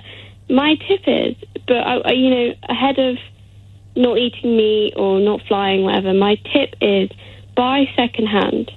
And I don't mean cars. I'm so serious. If you start talking about cars, I will tune out. I have it every time. Not literally, but like in my head when you start talking about cars, I tune out. But buying second-hand... I get everything second-hand now, and I've not had any problems. I mean, you have to have an air of caution about it, but... Well, no, what do you mean by everything? I mean, like furniture, clothes... Right. Everything. I mean, the thing is that even if you buy, these, like, bamboo coffee cups and all this stuff now... Yeah. It still has to be made. And if something's being made and produced, it's going to be bad for the environment. So just reuse stuff that's already out there. The thing with the bamboo coffee cups and all that jazz is that you've got to take them with you. And I'm sorry, but I just don't want to carry a cup around with me. I want a coffee, and I want to not have to carry a cup around. Is that too much to ask? Well, for me, it's funny I said I wouldn't talk about it. For me, it comes from my car. I'm really jealous of people that have decent cars. Oh, you're talking about your car, and I just tuned right out. But... No, the problem is that if you buy all this bamboo stuff, a lot of it is actually greenwashing. So it's not been ethically made, but it's been made to look like it has. Yeah. Because they sell them now at like Poundland, and you can't tell me. I mean, how do you produce something like that ethically? They're selling in Poundland. How much is it? Oh, I don't know. I guess it's a pound. But I mean, I was thinking the other day, I walked past Poundland, and I thought, with all the inflation these days. Things can't... How long are they actually going to have things for a pound? I mean, if we go forward 5 years, is it going to be called like £2 land or £5 land? You know what I mean? No, I don't. Be £1.15 land, something like that. Yeah. Well, I think of it like... I mean, the best way to talk about inflation, especially with younger people, is how much Freddos cost when I was a kid. What's a Freddo? Now. What? Freddo? Like the Freddo chocolate. You're talking about Fredo from the gangster movie? Absolutely. No. I knew it was you, Fredo. The chocolate. The little frog. A chocolate frog? How can you not know what a Freddo is? You're not talking about this frog. I'm a nutcase. No, it's a chocolate frog that you actually eat. No, I never heard of it. You're not down with the kids. I absolutely am. Fraud. Are you kidding me? I am hip and with it. If you're hip and with it, then you'll go to where was it? You'll go to Street Somerset, and you will go and buy that Rubik's Cube with Princess Diana. I most certainly will do nothing of the sort. But thanks for the good advice there, Laura. No, you're welcome. All right, cheers, my dear. There's a picture of a Freddo right there. Why are they selling chocolate? Sorry? Why are they selling chocolate in the shape of a frog? Because they can. Because they can is the right answer. But the way it's packaged makes it look like it's oblong. Is it an oblong frog? Deceitful. I'll get a picture. They're deceiving you. No! Not oblong. Some other kind of shape. Oh, it's sort of... Well, you know what it looks like?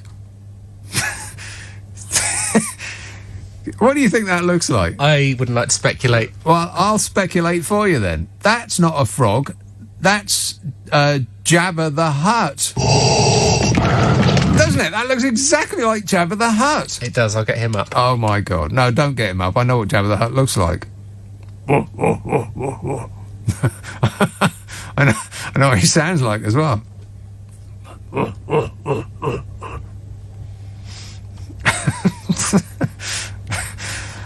Well, I'm amused.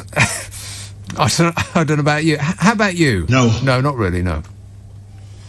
I would like to apologise for this show. I am deeply apologetic. I am very sorry that I screwed up. Totally I mean, I am so sorry. You just don't know how sorry I am. I'm sorry. But when George Lucas finds out that Cadbury's are selling a chocolate Jabba the Hutts, then he's going to be furious. Of course, it's the Disney people now. He sold I think he sold it for $1 billion, didn't he? $1 billion. Not a million, $1 billion. You know how much $1 billion is? No. It's huge. It's enormous. Shall I do that million and billion thing again? I can't remember the exact numbers, but to give you some perspective, 1 million seconds is about... how many is it? It's about 30 hours. No, it's about 13 days, something like that. 1 million seconds is about 13 days, and 1 billion seconds is, I can't remember, 3,700 years? It's something like that. I mean, the actual it of it is neither here nor there. It's just an example of how huge 1 billion is. And that's what he sold his Star Wars thing for. $1 billion. Not that that's really remotely interesting at all, because you're not going to get any. None of that money's going to go to you. Nor, come to think of it, me. I have the answer to why it is that nice person that I was just talking to is seeing all this royal stuff in the charity shops. It's because the owners of the royal stuff shuffle off this mortal coil and their houses get cleared and they get stuck up at a charity store. It's an old person's thing. A greater number of 18 to 24-year-olds now want an elected head of state rather than a monarchy, according to a YouGov survey. Attitudes shifting significantly in recent years. Attitudes among young people to the monarchy have changed substantially since 2019. 41% of 18 to 24-year-olds now say that Britain should have an elected head of state. Absolutely. 31% would like to see the monarchy continue. That's 41% want an elected head of state. 31% said they're just fine with the way it is. You know, if the kids could actually be bothered to vote, instead of leaving it to their grannies and their granddads to decide everything for them, this would be a lot better country, don't you think? I mean, when the kids are united, they will never be divided. Get Jimmy Percy on the phone and he'll explain it to us. Rock and roll! And what's happened since 2019 to make them change their minds, do you think? Well, Hazard and Sparkles have hopped off. And there was a certain Andrew, you know? Prince sweats a lot. Plus, there's a thing about it being past its sell-by date by about 100 years. Your Majesty, Your Royal Highness. I mean, it's all so silly. You need a lifetime of it being drilled into you, of competitive forelock tugging and genuflecting for it to make sense. And the young haven't had that. They've seen the royals for what they are, people. Not gods, not superior beings, just ordinary people who've been given a stupendous wealth and power for nothing, like winning the ultimate lottery. Buy a ticket and be king for a day, and the next day, and the day after that, and every day till you don't want to do it anymore. Supporting the monarchy is like leaving the European Union. It's an old person's thing. Among 50 to 64-year-olds, 70% support the monarchy. And that's about the same as it was in 2019. The same goes for those aged to 65 and above. 81% in favour. And that's remained the same as well. And they aren't changing their minds, but they aren't going to be around for much longer. And it's hard to imagine those aged, say, 16 now are going to be royalists when they get to be 18, any more than they'll want to listen to Vera Lynn or vote Conservative. And about that voting thing, you know, above the age of 55, there's an 80% turnout. 80 above the age of 55. Below the age of 34, 50%. Until that changes, kids, you get nothing. If that's what you're after, then you know, you must be completely satisfied. Bournemouth. Hello, Philip.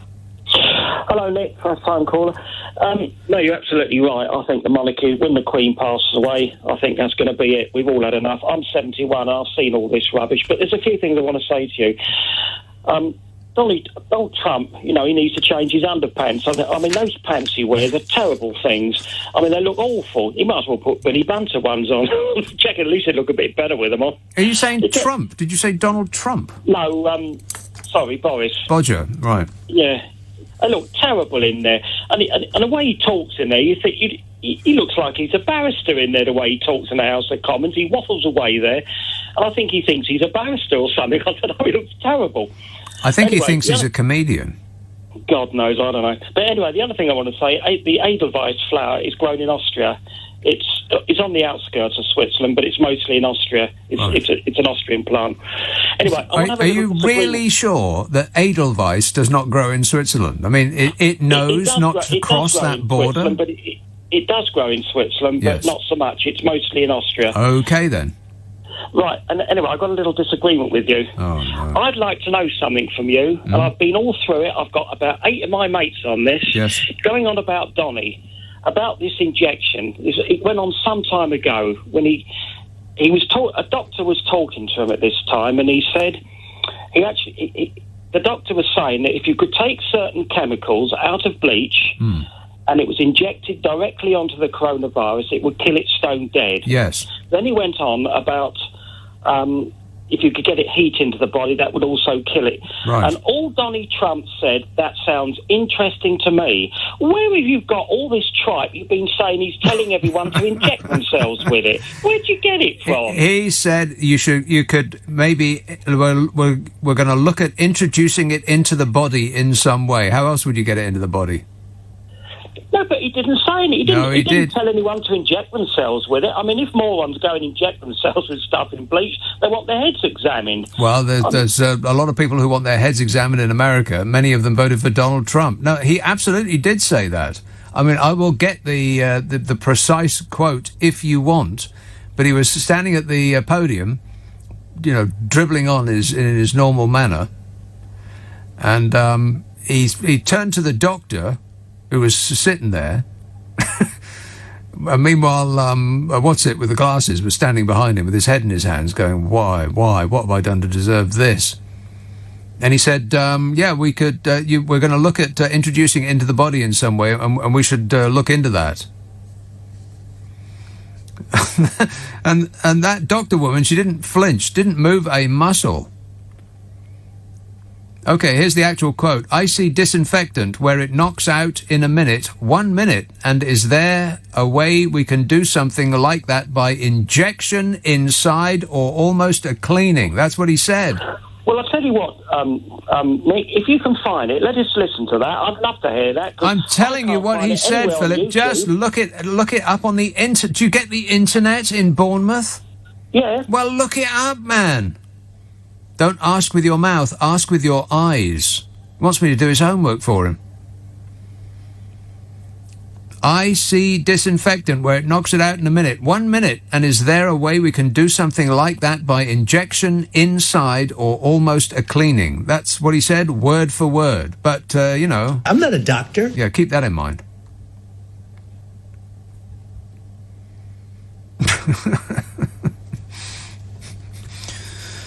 Oy, another one of those ding-a-lings. He knew a lot about the virus, by the way. This, whatever they want to call it, you can call it a germ, you can call it a flu, you can call it a virus, you can call it many different names. I'm not sure anybody even knows what it is. I'm not sure anybody even knows what it is. People voted for that man. Can you believe it? Don't be rude. Howard texts, Nick, you out-of-date hippie. Hippies are not out of date. Hippies are right on time. Groovy. He says, Nick, you out-of-date hippie, do you seriously think that an elected head of state would do any better or worse than the royal family? Just look at them across the world. They are corrupt from top to bottom. I'm no great fan of the royals, but at least they are honest and they do their duty for this country. Elected head of state, opportunist pretenders. Well, let's have no elections of any kind whatsoever then. That'd be a good idea. We'll just have a dictator. Or the royal family can just rule us completely. What an asinine thing to say, Howard. But at least you said it at length. I'll appreciate it. So that's the whole thing, is it? Shall I read the whole thing? Yeah, the whole thing. Shall I read the whole thing? It seems like quite a long quote there. Do you want me to read all of it? Yeah, if you want, it's interesting. Interesting. For eye-opening, you mean? Like stunning that people would actually vote for him. Is that what you mean? The person who knows everything. I know nothing. Your husband's a dummy, Melania. I don't care. She's actually not that bothered. I don't believe I've ever met him. I'm pretty sure I didn't meet him, and I just don't know anything about him. Thanks, Donny. You're the best. Are you in prison yet? It can only be a matter of time if there is actually a God. That'll be the test. Isle of Wight. Hello, Billy. Hello. Good evening, Nick. Billy. I hope you're well. Yes, good, thanks. Thank you. Yes. No, good. Sorry. It's always lovely to hear from you, and it's always lovely to hear you on the radio, Nick, because you always, honestly, every week you get me off in such a giggle and a fit. It's just brilliant. Right. You're brilliant. Well, thanks, Billy. I called in to discuss because it was quite a while ago now, and I know you've mentioned a lot, and I don't. I was going to mention the Dominic Cummings malarkey. Yes.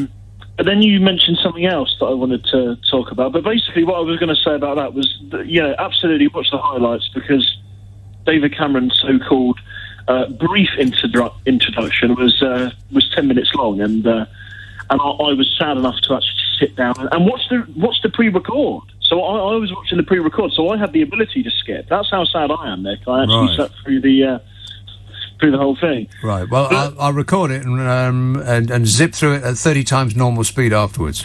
I mean, that's what I do when I'm going back through online lectures. when I'm studying, it's actually a tactic. You just listen to the lecture talk 2.5 times faster, and apparently it's meant to work. There we go. Right. I just think it makes the boredom fly by a bit more quickly, personally, Nick. But there we go. But what you was talking about, Nick, was actually the thing I was more interested in after I heard you talking was the £27,000 that Boris Johnson has spent on food. Well, spent is perhaps not the right word. He received £27,000 worth of food. Whether he spent any money on it is an entirely different matter.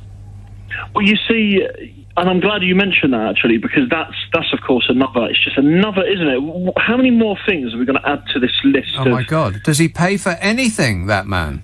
Well, I mean, what qualities does he have? I want to know, because I could potentially steal some of them and maybe get a bit of free food myself. Because I could do with a few bob here or there. Oh well, yeah. Who couldn't? Exactly. A little bit of consultancy work.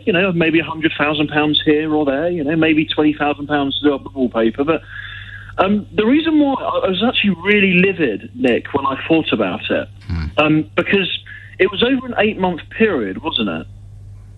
Now, just bear with me for this, Nick. If you said to me to stop smoking, if you said, Billy, it's a bad thing to do, you should stop smoking, and then you lit up a cigarette in front of me, wouldn't you agree that would be very hypocritical? A little bit, yes. Yeah.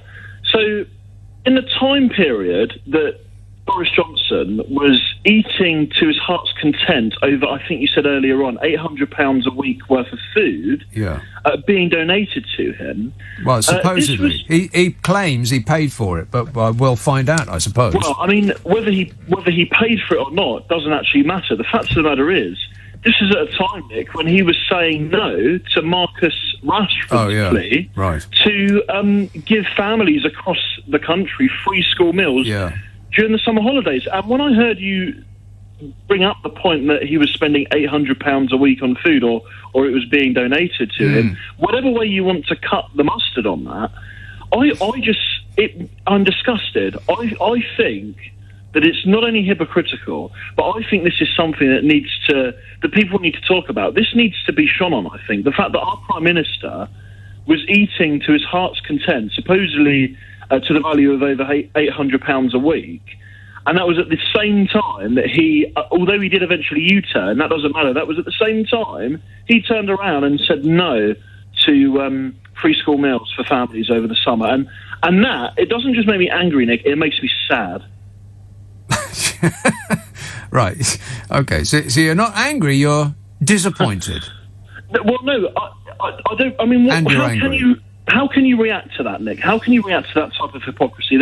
I don't think there's any words that can. I'll tell you how the nation has reacted to it. It's made him ever more popular, and I cannot explain that. I just think that we've gone through the looking glass in this country. We've become a silly people.